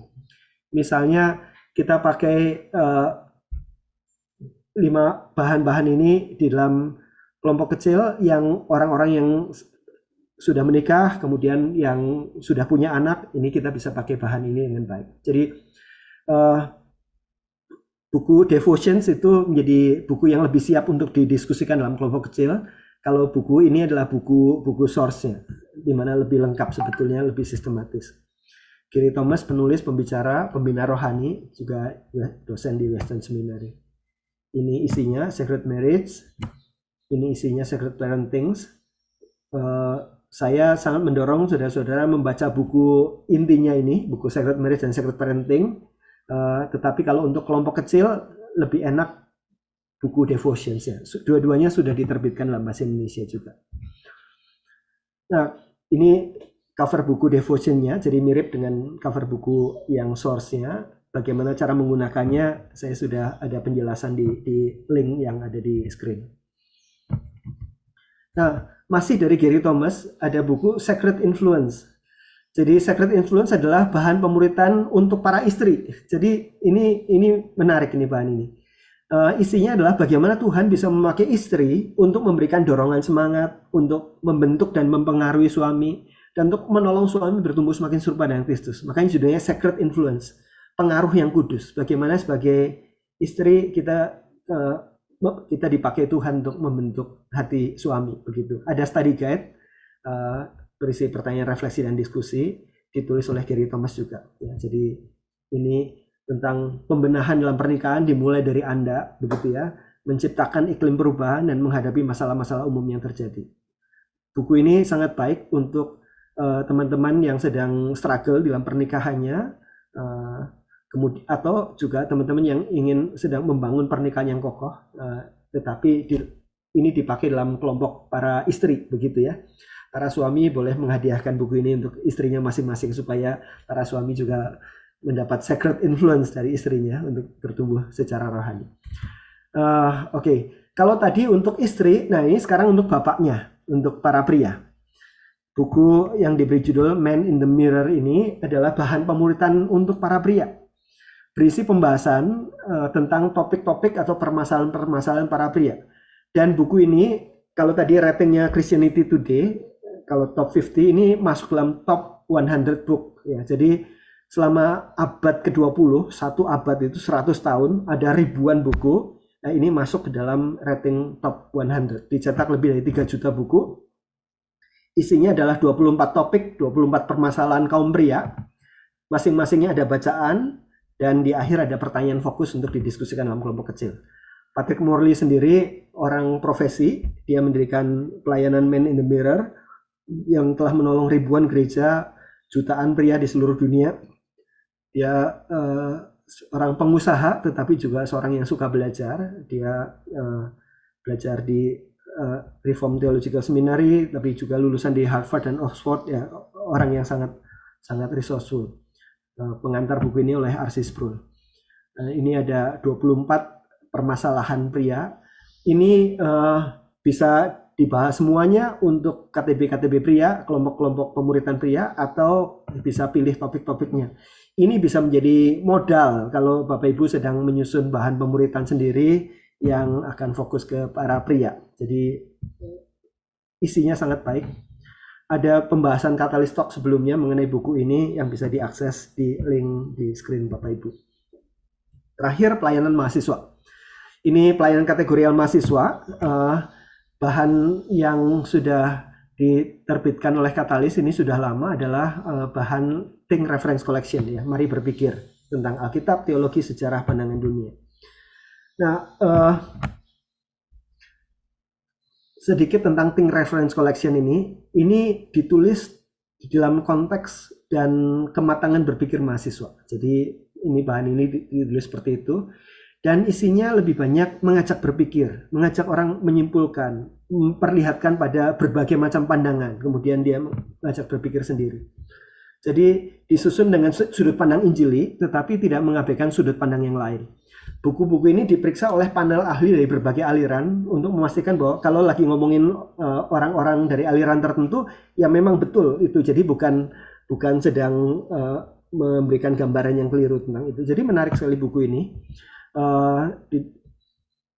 Dan buku yang Alkitab tadi sudah kita lihat ya, pendamping baca Alkitab dengan ada pertanyaan-pertanyaan yang menarik untuk dibahas dalam kelompok.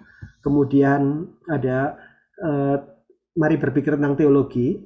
Nah, saya sangat menginginkan ya buku ini menjadi bahan yang dibahas di dalam sekolah-sekolah misalnya di SMA begitu ya, atau di kuliahan. Ini menolong memperkokoh pemahaman hal-hal yang esensial, tetapi sekaligus membukakan mata kita pada kemungkinan adanya ruang dalam keluarga Tuhan untuk pendekatan yang berbeda dalam hal-hal yang tidak esensial. Jadi untuk hal-hal yang esensial ini non-negotiable ya, ini tentang kitab firman Tuhan, Yesus Juru Selamat dan sebagainya. Tetapi ada hal-hal yang tidak esensial, di mana ada ruang untuk keberbedaan. Nah, seringkali kita menghindari keberbedaan sehingga merasa kalau nggak seperti saya salah begitu ya, atau kita jadi menghindari orang-orang yang berbeda. Tetapi kalau kita berada dalam persekutuan mahasiswa yang interdenominasional, kita justru bisa saling belajar satu sama lain tetapi dengan pagar-pagar yang baik. Nah, tidak banyak buku yang seperti ini. Adanya ada yang dogmatik sekali, pokoknya harus seperti saya begitu ya, atau yang nggak jelas sama sekali begitu ya. Buku ini menavigasikan itu, hal-hal yang esensial, kokoh, tapi juga tidak takut untuk berdiskusi hal-hal yang berbeda-beda. Nah, kalau Bapak Ibu perhatikan misalnya di sini ya, tentang Yesus misalnya, Tuhan menjadi manusia, Yesus dan salib, Nabi, Imam, Raja, itu pembahasannya. Tetapi hal-hal yang non-esensial, kapan Yesus datang kembali, dan apa yang terjadi saat dia datang kembali, ada berbagai macam aliran kan ya, yang premil, amil, postmil, dan macam-macam. Ada yang dispensasionalis dan sebagainya, itu hal-hal yang tidak esensial. Tetapi tidak takut untuk membicarakan itu dan memberikan pagar-pagar yang baik. Roh Kudus misalnya. Roh Kudus, Tuhan yang dekat dan pribadi, bagaimana kita hidup dalam roh. Tetapi ada topik-topik misalnya, apa itu baptisan Roh Kudus? Apakah Roh Kudus masih melakukan tanda-tanda ajaib? Ada orang-orang yang sesasionis, ada orang yang continuais dan sebagainya. Itu hal-hal yang ketika kita masuk dalam persekutuan interdenominasi, instead of kita harus seperti saya, kalau nggak seperti saya salah, tetapi kita bisa berdiskusi dengan baik dan buku-buku ini menolong sekali untuk konteks interdenominasi. Sejarah dengan pendekatan yang sama bicara tentang kenapa kita bergereja dengan cara seperti sekarang. Bagaimana teologi ini berkembang seperti sekarang, etika dan sebagainya. Kita belajar dari tokoh-tokoh sejarah, termasuk juga kesalahan-kesalahannya, dan menginspirasi bagaimana kita mengerjakan bagian kita dalam sejarah pada masa kini. Kita belajar mulai dari para bapak gereja ya, Tertullian, Origen, kemudian Agustinus, kemudian sampai yang sekarang. Nah, worldview ini juga penting sekali untuk SMA dan untuk mahasiswa. Kita berhadapan dengan berbagai macam worldview sebetulnya ketika kita belajar ilmu pengetahuan. Kita belajar ketika kita berhadapan dengan berbagai macam kebudayaan. Nah, kita perlu mengenali ini worldview apa di baliknya. Dan bagaimana ini kompatibel atau tidak kompatibel dengan worldview Kristen. Bagaimana membuatnya menjadi connected. Bagian mana yang kita harus hati-hati. Nah, kita tidak bisa punya discernment membedakan seperti itu kalau kita tidak memahami pandangan-pandangan dunia apa saja. Dan buku ini menolong karena masing-masing pandangan dunia akan dibahas dalam 6 pokok pikiran. Bagaimana masing-masing pandangan dunia bicara tentang Tuhan, tentang manusia, keselamatan, sumber otoritas, kitab dan lain-lain, tentang waktu dan tentang Yesus. Jadi sudah langsung kita bisa memakai perbandingannya itu. Nah, kalau sudah lihat di sini, pandangan dunia Kristen itu sebagai basicnya. Kemudian teisme, pandangan dunia yang berpusat pada yang ada Tuhannya. Jadi ada Hindu, Buddha, Islam dan sebagainya. Kemudian naturalisme, pandangan dunia tanpa Tuhan. Naturalisme, Darwinisme, revolusi seksual. Kemudian humanisme sekular. Kemudian postmodern. Dan ini ada tabel ringkasan pandangan-pandangan dunia. Ini very enriching ya kalau untuk anak SMA dan kuliah. Dan banyak buku seperti ini, bukunya terlalu jelimet dan berat. Buku ini tidak terlalu tebal dan enak untuk dipelajari. Oke, itu semua bahan-bahan yang tidak semua penerbitan Katalis tentang bahan-bahan itu sudah disampaikan. Tetapi itu dalam kategori bahan pemuritan. Kalau dari sisi bacaan pemuritan, saya hanya akan tampilkan beberapa slide-nya saja karena sudah cukup lama kita. ada bahan-bahan baca pemuritan yang isinya tentang prinsip pemuritan. Yang kedua tentang metode pembimbingan. Kalau prinsip itu tidak banyak, metode bisa macam-macam. Kemudian gereja yang memuridkan. Ini buku-buku yang sangat menolong bagi kita yang sedang dalam perjalanan pemuritan. Kita perlu tahu prinsipnya, kita tahu belajar metodenya, dan bagaimana membuat struktur gereja yang memuridkan. Buku tentang prinsip pemuritan ini ada panduan lengkap pemuritan dari Bill Hall, buku panduan pembuat murid dari discipleship.org, Master Plan Evangelism yang tadi kita bahas, dan Down to Earth Discipling, bagaimana pemuritan untuk semua orang, ini diterbitkan oleh Navigators. Jadi ini adalah buku-buku tentang prinsip pemuritan yang menurut saya penting untuk kita punya akses dan kita miliki, kita pelajari. Metode pembimbingan, kita ada buku As Iron Sharpen Irons, buku lama dari William Hendricks dan Howard Hendricks dan William Hendricks, bapak dan anak ini. Buku ini lebih tentang buku mentoring, khususnya mentoring para pria, jadi kaum pria buku ini, tetapi bisa diterapkan dalam mentoring yang lebih luas. Laboring in the Harvest dari Leroy Ames dan anaknya Randy Ames. Ini buku lama yang ditulis ulang tentang yang buku-buku yang memperlengkapi seorang pembimbing pemuritan. Buku ini baik, buku ini tipis, bisa menjadi gift untuk para pembimbing pemuritan atau bisa dipelajari bersama-sama setiap babnya. Steer, ini Spiritual Transformation in Relationship, bagaimana relasi pemuritan yang berubah, bertumbuh dari masa ke masa, dan banyak insight di dalamnya. Ini khususnya di dalam konteks spiritual directing, jadi konsep pembimbingan rohani. Buku yang dalam dan menolong untuk kita melihat ini kita masih dalam fase awal, kita masih learning together. Nanti following together, nanti sampai kepada mentoring pribadi. Ini jadi beberapa buku khusus. Truth That Sticks, ini Avery Willis. Ini adalah buku pemuritan secara oral, pemuritan melalui cerita. Jadi kita banyak membahas pemuritan melalui tulisan, tetapi bagaimana kalau pemuritan di ladang-ladang misi misalnya? Bagaimana pemuritan melalui menyampaikan kebenaran dengan menggunakan Bible story? Kemudian bagaimana isi percakapannya, bagaimana melakukan pemuritannya? Buku ini baik sekali dalam konteks misi. Sebetulnya juga untuk anak-anak kita, waktu sekolah minggu kita banyak pakai Bible story juga, bukan? Waktu pemuritan orang dewasa kita bisa menggunakan Bible story juga, karena YouTube dan sebagainya itu kan stories banyak. Nah, bagaimana menggunakan pemuritan dalam hal ini? Ini buku ini menolong untuk kita explore tentang oral discipleship. Nah, tentang gereja yang memuridkan, ini ada beberapa buku cukup banyak. Ini ada Discipleship, tentang 6 perubahan paradigma yang perlu dimiliki sehingga kita bisa menjadi gereja yang menolong menghasilkan murid yang memuridkan.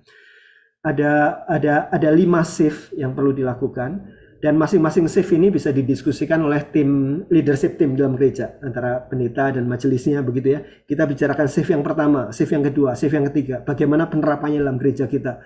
Ini akan menjadi percakapan yang fruitful. Sebelum kita menerapkan satu pendekatan pemuritan, kita perlu meyakini filosofi pemuritannya benar dulu, begitu ya. Kita bisa pakai buku ini. Dari Neil Anderson lagi, ada Menjadi Gereja Pembuat Murid. Ini penekanan pemuritannya, pemuritan yang memulihkan luka-luka batin, pemuritan yang memulihkan, begitu ya. Jadi bukan hanya menumpuk pengetahuan, tetapi bagaimana orang mengalami kemerdekaan dalam Kristus. Nah, bagaimana menstrukturkan gereja yang memuridkan di dalam penekanan itu, ini Neil Anderson. 2 buku ini dari Bill Donohue. Buku ini adalah bisa dibilang semacam buku manual untuk sebuah gereja yang menerapkan pemuritan yang massal. Dalam pengertian, mau membuat seluruh anggota gereja masuk dalam kelompok, misalnya masuk dalam komsel. Nah, buku yang pertama ini membimbing kelompok kecil yang mengubah hidup. Ini bagaimana hal-hal praktis untuk membina para pembimbing ini. Nah, tetapi kalau gerejanya semua orang masuk dalam kelompok, maka pemimpinnya sendiri juga, pemimpin kelompoknya juga perlu dibina. Ini buku yang kedua, bagaimana membina pembimbing. Kalau ini bagaimana membimbing kelompok, ini bagaimana membina pembimbingnya. Buku ini buku yang simple, tetapi juga sangat praktis. Nah, buku yang mirip dengan ini adalah buku yang di bawah ini, Memimpin Kelompok Kecil dengan Tujuan. Kalau Bill Donohue ini penerapannya di Willow Creek, satu gereja yang ukurannya 30.000 lebih. Yang di bawah Steve Gladden ini juga dia adalah pendeta pemuritannya di Saddleback. Jumlahnya juga sekitar 33 ribuan itu ya. Ini tentang ini gerejanya Rick Warren ya, Purpose Driven Life, Purpose Driven Church begitu ya. Ini adalah Purpose Driven Small Group.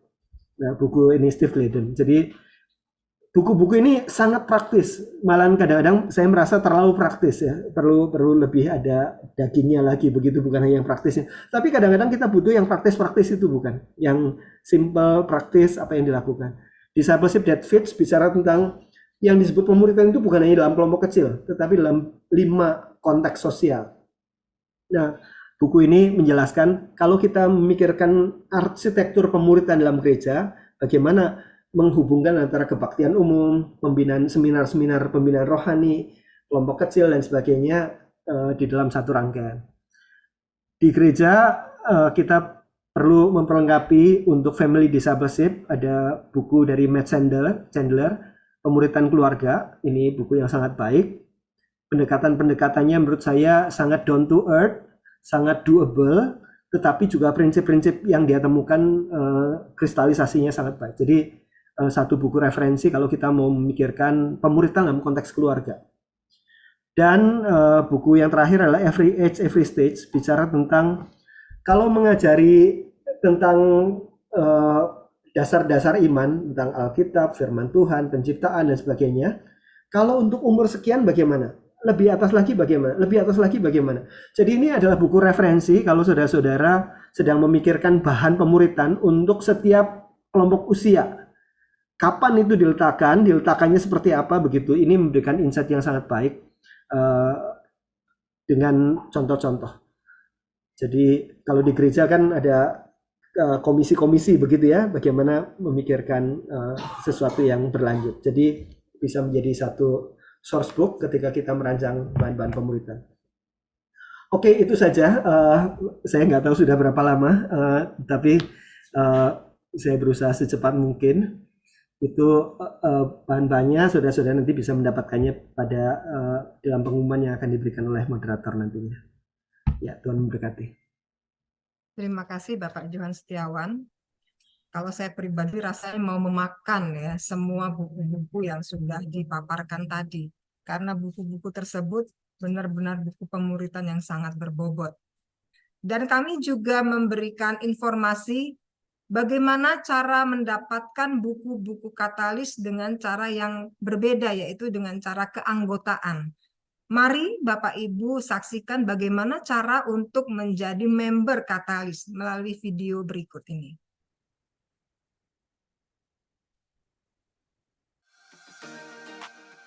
Komunitas Katalis adalah komunitas yang memberi akses sebesar-besarnya bagi para pekerja Kristus untuk mendapatkan bahan-bahan pemerlengkapan berkualitas yang diseleksi ketat dengan harga terjangkau untuk mengembangkan kapasitasnya dalam menolong pertumbuhan rohani orang lain secara efektif. Apa saja keuntungan menjadi anggota komunitas Katalis? Anda akan mendapatkan diskon 50% untuk eksemplar pertama buku terbaru dari Katalis melalui sistem langganan wajib. Anda juga akan mendapatkan diskon 30% untuk buku-buku yang didistribusikan komunitas Katalis dan distributor Gloria Usaha Mulia. Bagaimana cara menjadi anggota komunitas Katalis? Daftarkan diri Anda secara online di www.katalis.or.id, kemudian titipkan deposit minimal Rp100.000, transfer ke rekening Yayasan Pelayanan Gloria. Komunitas Katalis diperlengkapi untuk melayani. Ya, Bapak Ibu, itu adalah cara bagaimana Anda bisa memperoleh buku-buku terbitan Katalis dengan cara keanggotaan. Jadi ada sedikit perbedaan, kalau diskonnya tadi 50 dan 30 itu ada aturan mainnya begitu ya. Tetapi perbedaannya adalah Anda seperti Anda memberikan deposit terlebih dahulu seperti kalau kita sedang ke penginapan begitu ya.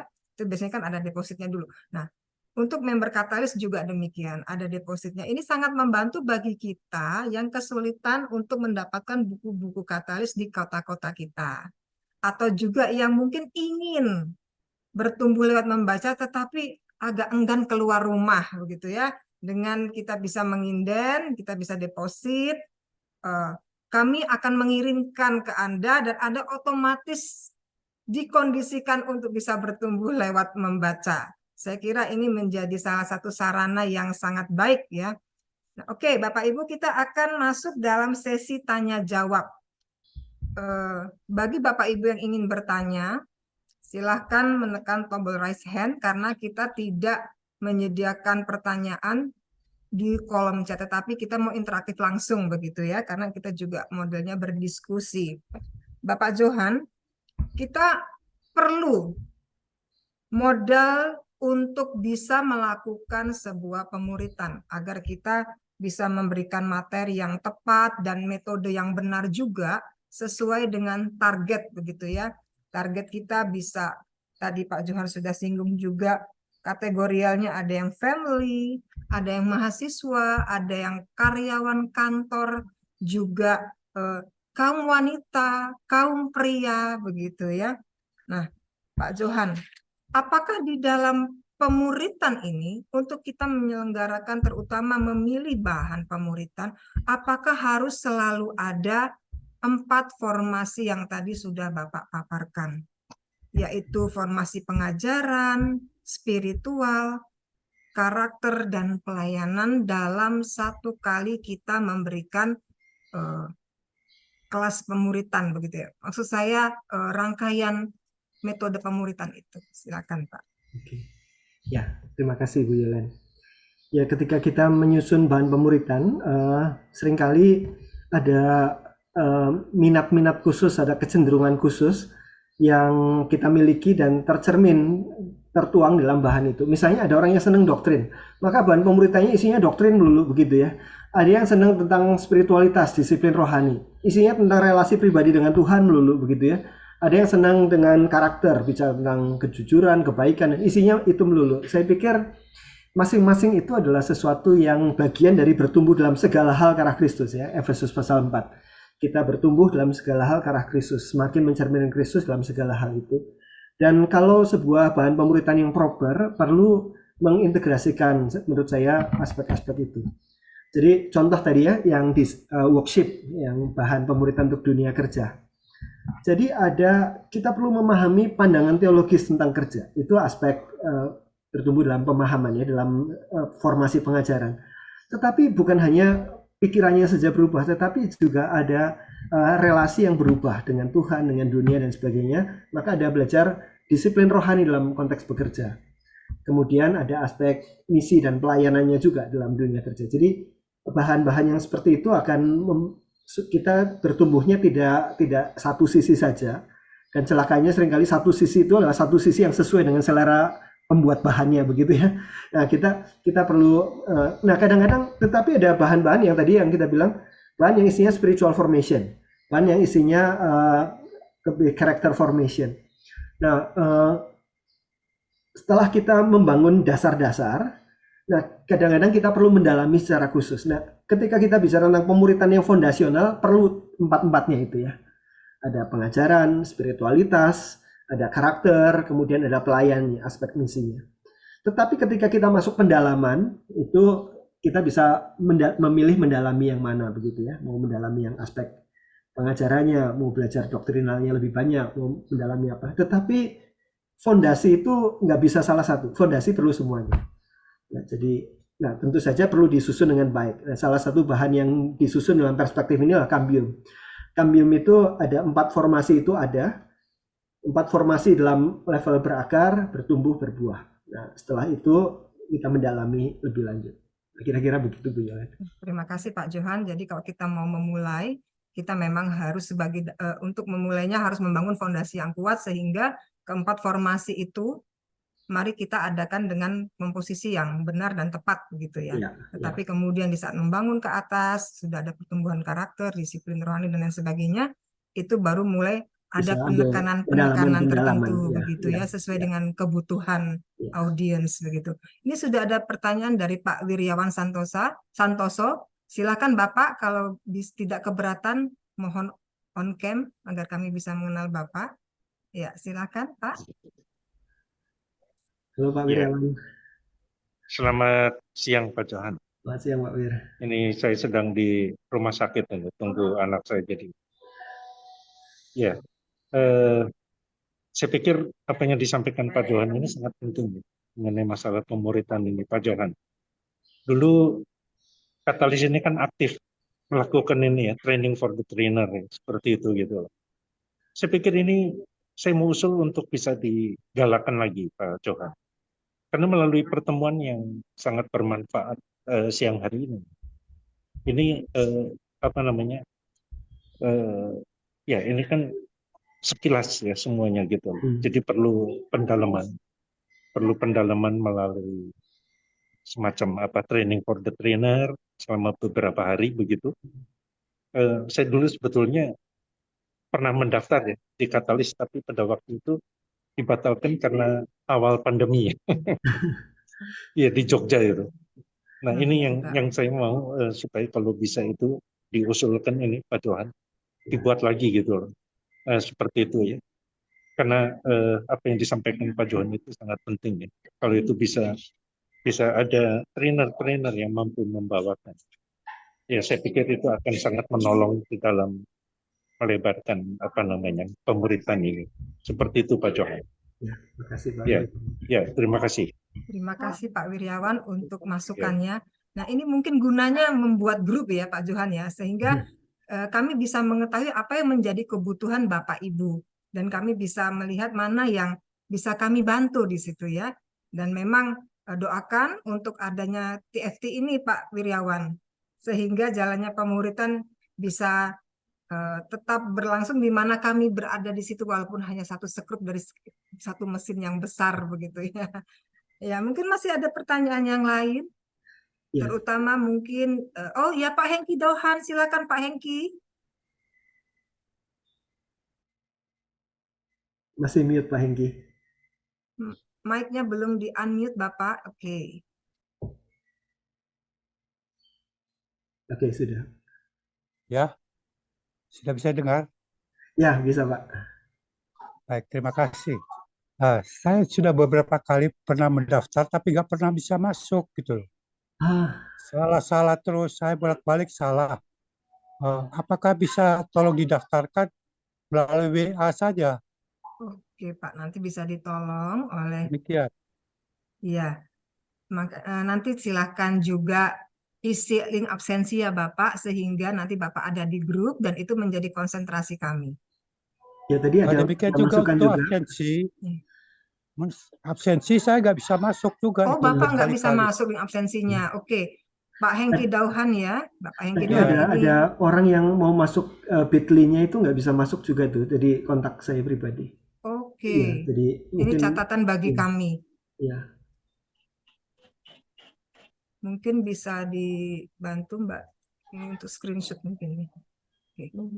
Melalui WA saja. Baik. Halo Blas, sudah sepuh ini. Tapi masih semangat pelayanan ya Pak ya. Luar biasa Pak Hengki Dauhan ini. Terutama ke anak-anak ya Pak, kalau saya tidak salah.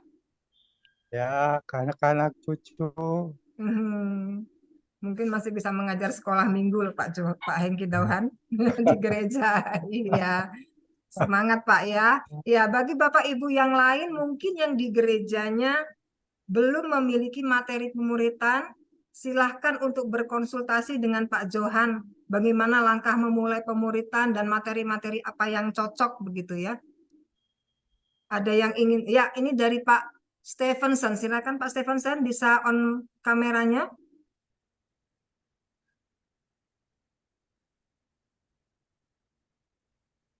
Ya, halo, selamat siang Pak Johan. Selamat siang Stevenson. Rasanya kurang puas ya dengar cuman icip-icip. Mungkin alangkah baiknya bahasnya spesifik berapa buku aja gitu ya. Pak Johan, saya mau tanya ini soal mempersiapkan pemuridan di gereja itu kan tentu kita butuh pembimbing, Pak. Saya sih sebenarnya lebih concern bagaimana kita mempersiapkan pembimbing. Karena tanpa pembimbing kalau kita sendiri misalnya gitu kan, itu bebannya luar biasa tentu gitu kan. Nah, mungkin ada tips Pak memulai mengkolek atau memfilter orang-orang yang bisa siap dibimbing dan bagaimana bahan apa yang tepat Pak khusus untuk membimbing ini Pak. Ya, makasih Pak Stevenson. Saya sangat setuju dengan Pak Stevenson bilang ya. Jadi banyak gereja itu buru-buru bikin kelompok pemuritan, tetapi pembimbingnya belum siap. Nah, kalau seperti itu, biasanya kelihatannya cepat jadi itu kelompok-kelompok, tetapi habis itu pada rontok gitu. Dan sesudah rontok, nanti begitu memulai lagi akan susah lagi. Mereka kan bilang, dulu udah pernah coba, kayaknya kita nggak bisa deh begitu ya. Nah, itu repot begitu. Jadi perlu pemuritan itu adalah investasi dalam jangka menengah dan panjang. Jadi nggak bisa mikir bagaimana langsung semuanya. Dan persiapan yang penting tadi Pak Stevenson sudah bilang adalah mempersiapkan generasi 1 para pembimbing. Jadi menurut saya kalau Bapak Ibu mau memulai sebuah gerakan pemuritan di gereja, jangan buru-buru dipromosikan, jangan buru-buru ayo siapa yang mau ikut kelompok kecil begitu ya. Tetapi mulailah dengan membangun generasi 1. Generasi 1 itu apa? Yang tadi Pak Stevenson bilang, generasi calon-calon pembimbing. Dan mereka tidak mendaftar, mereka kita pilih. Kita menunjuk beberapa orang yang nanti kriterianya kita bicarakan. Kita menunjuk beberapa orang yang memang sudah punya kematangan rohani, sudah punya kedewasaan rohani, punya kesiapan membimbing lebih daripada yang lain begitu. Nah, mereka tinggal kita matangkan dulu. Mereka perlu kita muridkan, mengalami bersama-sama. Jadi jangan kalau bisa jangan tandem begitu ya. Misalnya mereka membimbing misalnya hari Minggu persiapan pembimbing, hari Rabunya mereka membimbing begitu. Bukan, itu namanya persiapan. Mereka tidak mengalami pemuritannya. Mereka sendiri perlu punya 2 hal. Perlu punya keyakinan tentang pemuritan. Yang kedua, perlu punya pengalaman dimuridkan. Nah, keyakinan dan pengalaman ini terjadi sering dengan berjalannya waktu. Tidak bisa hanya dengan training 3 hari begitu ya, nggak bisa. Nah, training itu akan memperlengkapi dari sesuatu yang diletakkan secara real. Jadi mereka perlu mengalami bagaimana dimuridkan. Nah, cuma kalau orang-orang yang sudah dipilih, harapannya ini bisa lebih cepat lah dibanding dengan orang-orang yang baru dari awal. Nah, jadi orang-orang yang dipilih ini bisa dimuridkan selama 6 bulan, dimuridkan selama setahun, tergantung bagaimana persiapannya. Dan selama itu kita tidak mempromosikan pemuritan dan sebagainya. Mungkin mulai memperdengarkan, tetapi kita tidak invite siapapun untuk masuk. Sehingga kita konsentrasi pada orang-orang ini. Nah, kita pilih orang-orang yang memang selama ini punya menunjukkan kedewasaan rohani. Kedewasaan rohaninya bagaimana cara mengukurnya agak susah, tetapi kita bisa melihat bagaimana responnya terhadap firman Tuhan. Dia lapar dan haus akan firman atau enggak? Kan ada orang yang ya firman lagi, kapan permainannya, kapan variasi acaranya, yang gitu-gitu jangan dipilih ya. Orang yang lapar dan haus akan firman. Tapi juga jangan cari orang yang sekedar senang mengumpulkan pengetahuan firman. Kan ada orang-orang gitu ya, senang belajar ini, belajar itu, tapi hidupnya nggak berubah itu. Nah, cari orang yang teachable tadi ya, lapar dan haus akan firman. Yang kedua, tapi dia juga available, sedia. Dia bukan cuma senang belajar, tetapi dia juga sedia berubah. Dari mana kita taunya? Dari bagaimana respon dia ketika dia belajar sesuatu misalnya tentang relasi dengan Tuhan.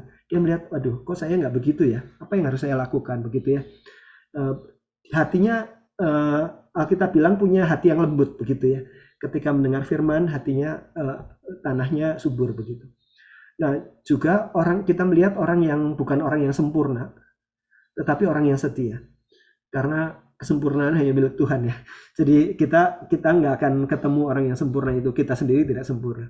Tapi kita melihat orang yang setia dalam perjalanannya.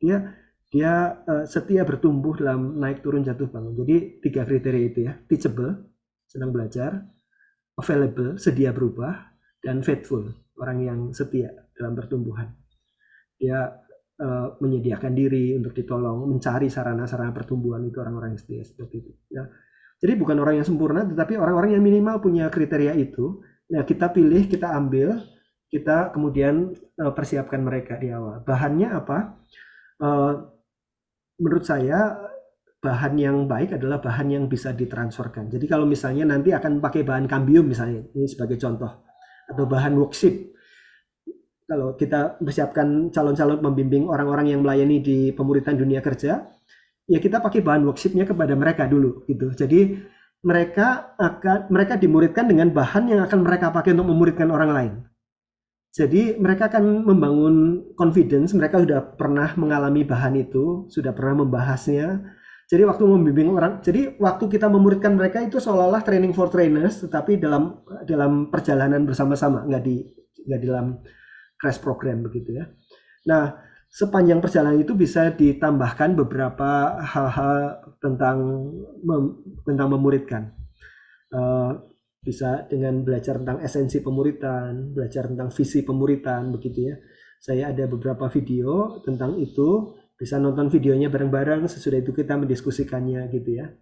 Akan lebih baik daripada dimampatkan dalam training pemimpin kelompok kecil dalam waktu yang singkat, tapi habis itu mereka juga struggle sendiri. Jadi bahan yang dipakai, bahan yang mereka akan pakai untuk pembimbingan selanjutnya, terus ditambahkan dengan visi pemuritan, esensi pemuritan, dan juga apa yang harus dilakukan dalam kelompok kecil. Kira-kira begitu, Stephen. Ini membangun generasi satu itu perlu sekali. Bagaimana Pak? Masih ada pertanyaan lagi? Pak Stevenson? Oke. Mungkin ada beberapa materi yang bisa menjadi bahan referensi ya Pak Johan, seperti spiritual check up gitu ya, kemudian the fight mungkin ya Pak Johan ya, untuk bisa mencek bagaimana diri kita begitu ya. Ya, cuma perlu seperti tadi perlu dilihat materinya mungkin bagus, tapi apakah metodenya cocok? Misalnya metodenya membacanya panjang gitu ya. Nah, berarti mungkin perlu cari materi dan metode yang lebih pas begitu. Nah, begitu kita menemukan yang hampir pas begitu ya, karena nggak ada yang betul-betul pas, yang hampir pas, nah kita pakai dulu itu. Jadi kalau merancang-rancang dulu itu nanti akan nggak selesai. Kita pakai dulu itu apa adanya. Nah, sambil jalan, kayaknya ini perlu diginiin begitu ya. Nah, kira-kira akan makan waktu ya sekitar 4 tahun, 5 tahun, 6 tahun baru sampai betul-betul. Nah, ini yang bahan pemuritan, yang materi dan metodenya setelah kita trial error, ini yang versi kita ini yang cocok begitu. Jadi kira-kira perjalanannya akan seperti itu. Jadi bagian pertama adalah menemukan bahan yang paling mirip dengan yang kita harapkan. Nah, jadi ngubah-ngubahnya nanti juga nggak kebanyakan. Terima kasih Pak Johan untuk penjelasannya. Bapak Ibu yang masih ingin mencoba mengisi link absensi, kami menyediakan link alternatif absensi pada pagi hari ini. Dan jika masih tetap kesulitan, silakan Anda langsung menghubungi WA dari Katalis kami di nomor 081 889 2531. Kami akan sesegera mungkin merespon WA Anda. Ya, mungkin masih ada satu lagi kesempatan ya bagi yang ingin bertanya atau berdiskusi. Ya, Pak Paul itu. Oh iya, Pak Paul, silakan Pak Paul. Ini yang saya tunggu-tunggu ya, karena di pedalaman sana dan sangat tough di dalam penginjilan. Silakan Pak. Terima kasih banyak. Ini tepat sekali pada waktunya Pak Johan, kawan lama. Saya baru memulai satu boarding house yang ada 10 anak, sehingga saya tidak tahu di mana saya harus mulai. Just can you tell me where to start? Di bahan apa saya pakai? Ini usianya berapa Pak? Mau masuk SMA. Mau masuk SMA. Saya boleh menyarankan pakai kambium yang tadi Pak, yang berakar, bertumbuh, berbuah, karena mulai awalnya dari peneguhan jalan keselamatan, disiplin rohani dasar. Kalau dalam konteks boarding house itu sangat baik sekali, itu menjadi disiplin rohani dari boarding house juga. Tetapi juga sampai pelajaran yang berbuah itu udah masuk ke misi. Jadi bukan hanya bertumbuh sendiri, tetapi bagaimana terlibat dalam pelayanan dan misi. Makasih. Sama-sama Pak Paul. Oke Pak Paul, dan mungkin nanti juga bisa ditambah dengan seri yang Think Reference Collection ya. Karena anak saya aja kuliah itu kuliahnya selalu bertanya diskusi tentang hal-hal yang seperti tadi dipaparkan. Jadi mungkin itu bisa juga ya Pak Johan ya. Kalau Nah, nanti itu nanti mungkin lebih ke yang di kuliah selanjutnya. begitu ya, atau guru-guru agamanya mungkin yang membawakan itunya nanti. Iya. Nanti bisa dipikirkan ya Pak Paul, dan kita memiliki banyak resource untuk hal itu dalam hal literatur. Baik, ini ada lagi dari GPDI Mawar Sarun Pontianak. Shalom. Silakan. Masih mute Pak. Masih belum di unmute mikrofonnya. Oke, saya dengan Pendeta Victor.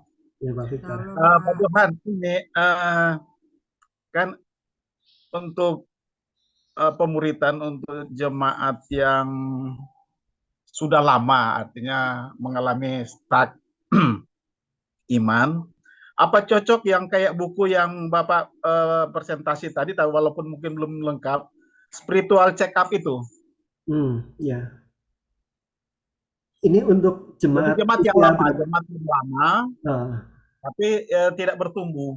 Oke. Itu materi apa bagusnya itu? Ya.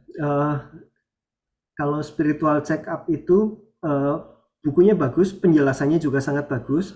Cuma hambatannya itu agak panjang per babnya, Pak. Jadi mungkin waktu orang suruh baca belum tentu baca begitu ya. Nah, jadi kecuali kita membawakan.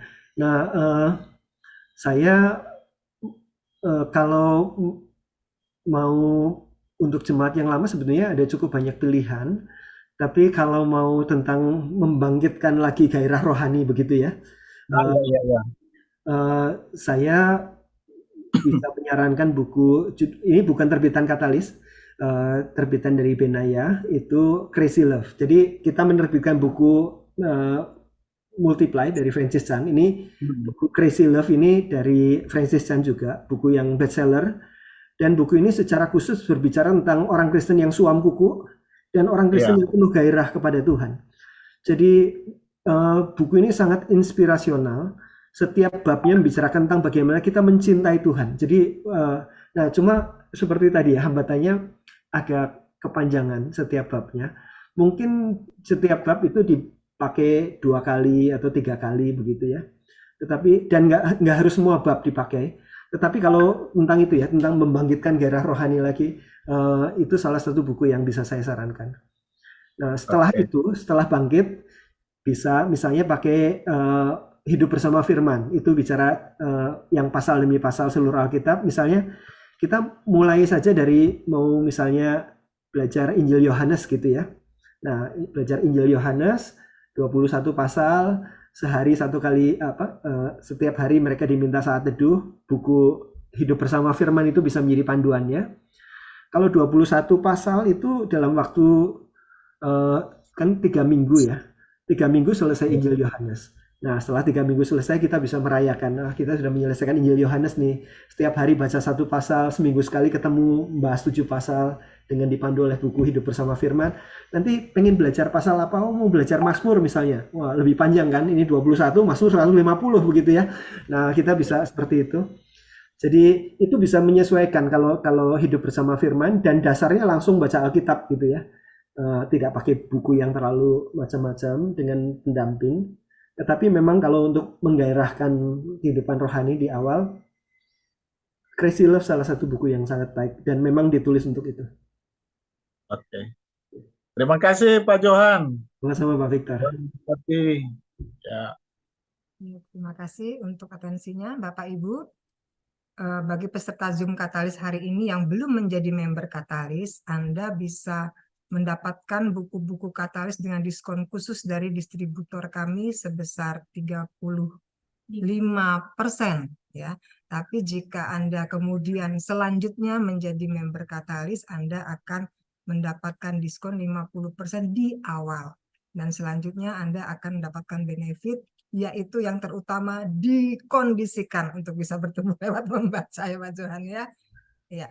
Jadi sedikit tentang membership ini ya. Jadi Iya. ini sistemnya langganan, artinya seperti kalau kita langganan majalah, setiap kali majalahnya terbit kan kita dapat majalahnya itu begitu ya.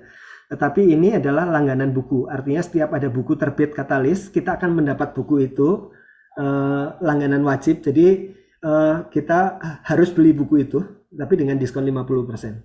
Tetapi kalau Bapak Ibu lihat tadi ya, buku-bukunya adalah buku-buku pemuritan seperti itu. Jadi kita juga nggak sembarangan, pokoknya asal kita terbitin, ada yang beli gitu ya, bukan itu ya. Tetapi kita memang tujuannya memperlengkapi orang-orang yang sedang melayani, khususnya dalam pemuritan, dengan buku-buku bahan maupun prinsip-prinsip pemuritan yang baik yang perlu kita miliki. Jadi diskon 50%, dan kalau selanjutnya mau beli diskonnya 30% kalau mau beli banyak. Jadi buat Bapak Ibu yang sedang menjalankan pemuritan ini sudah tidak perlu dipergumulkan lagi ya. Pokoknya ini tawaran yang susah untuk diperoleh di tempat lain. Iya, Bapak Ibu, kami memang sangat menghimbau bagi Anda yang haus untuk dimuridkan dan juga haus untuk memuridkan, Anda bisa bergabung di member Katalis sehingga Anda selalu mendapatkan materi-materi pemuritan yang berkualitas, gitu ya. Materi penunjang maksud saya yang berkualitas. Mungkin hari ini cukup sekian ya diskusi kita. Saya kira memang kita perlu waktu tambahan ini mungkin di lain kesempatan hanya khusus untuk berdiskusi bagaimana memulai pemuritan, bagaimana menjalankan pemuritan, dan masukan-masukan materi apa begitu ya. Ini mungkin bisa diolah Mbak Rini. Ya begitu. Oke. Dengan sangat terpaksa dan sangat sedih kita harus mengakhiri acara kita, walaupun rasanya berat untuk berpisah, dan saya mohon kesediaan Bapak Johan Setiawan untuk satu paket menutup kita dalam doa. Silakan Bapak. Mari kita berdoa. Tuhan, Kau sedang mempercayakan orang-orang di dalam komunitas kami masing-masing, di gereja kami, di persekutuan-persekutuan kami, di lembaga-lembaga pelayanan kami, bahkan juga di dalam kelompok-kelompok kecil kami. Kami datang padamu ya Tuhan, menyadari bahwa kami membutuhkan setiap karunia dari Tuhan untuk dapat mengerjakan tugas tanggung jawab kami ini dengan baik. Terima kasih Tuhan, di dalam segala kelemahan kami, Tuhan mempercayakan kami orang-orang di dalam pelayanan kami, tetapi juga tugas ini membuat kami gentar ya Tuhan. Kami memerlukan Engkau, kami memerlukan tubuh Kristus untuk menolong kami, dan orang-orang yang sudah Tuhan hadirkan dalam tubuh Kristus untuk menulis buku-buku yang berkualitas, menerjemahkannya dalam bahasa Indonesia, mendistribusikannya kepada tubuh Kristus di Indonesia. Tolong kami ya Tuhan supaya kami mendapatkan pertolongan, hikmat, dan pemerlengkapan dari orang-orang yang sudah Tuhan munculkan dari berbagai sisi, berbagai bagian tubuh Kristus untuk saling melengkapi. Kami melayani Tuhan yang sama dengan misi amanat agung yang sama, membawa suku-suku bangsa untuk mengenal, memuji dan memuliakan Tuhan. Kami memohon Tuhan Kau yang terus membawa gairah, semangat, keterbebanan pada kami semua. Tuhan perlengkapi kami supaya kami dapat memperlengkapi orang lain dan membawa kegerakan pemuritan ini ke suku-suku bangsa. Dimuliakanlah nama Tuhan, dalam Tuhan Yesus kami berdoa. Amin. Terima kasih Pak Johan. Terima kasih Bapak Ibu untuk atensinya. Sekali lagi saya ucapkan terima kasih banyak, dan waktu saya kembalikan kepada panitia. Silakan Mbak Rini. Ya, terima kasih untuk Pak Johan yang sudah membantu kita pada siang hari ini sebagai narasumber. Juga terima kasih kepada Mbak Yulen yang sudah membantu kita untuk memoderasi acara pada siang hari ini. Dan saya mewakili Yayasan Pelayanan Gloria juga mengucapkan banyak sekali terima kasih untuk Bapak Ibu Saudara yang sudah bergabung bersama kami pada siang hari ini. Dan untuk Bapak Ibu yang mungkin tadi belum berhasil untuk mengisi link presensi, bisa langsung mengirimkan WA kepada kami di nomor yang sudah kami cantumkan juga di kolom chat ya, di 0818892531. Kami akan respon di dalam hari dan jam kerja, begitu. Terima kasih sekali lagi, kami mohon maaf jika ada dari kami yang tidak bisa menyapa satu persatu Bapak Ibu yang sudah bergabung ya. Dan kita akan berjumpa lagi dalam acara Katalis Talk yang selanjutnya. Terima kasih, selamat berakhir pekan. Tuhan Yesus memberkati. Terima kasih Bapak Ibu.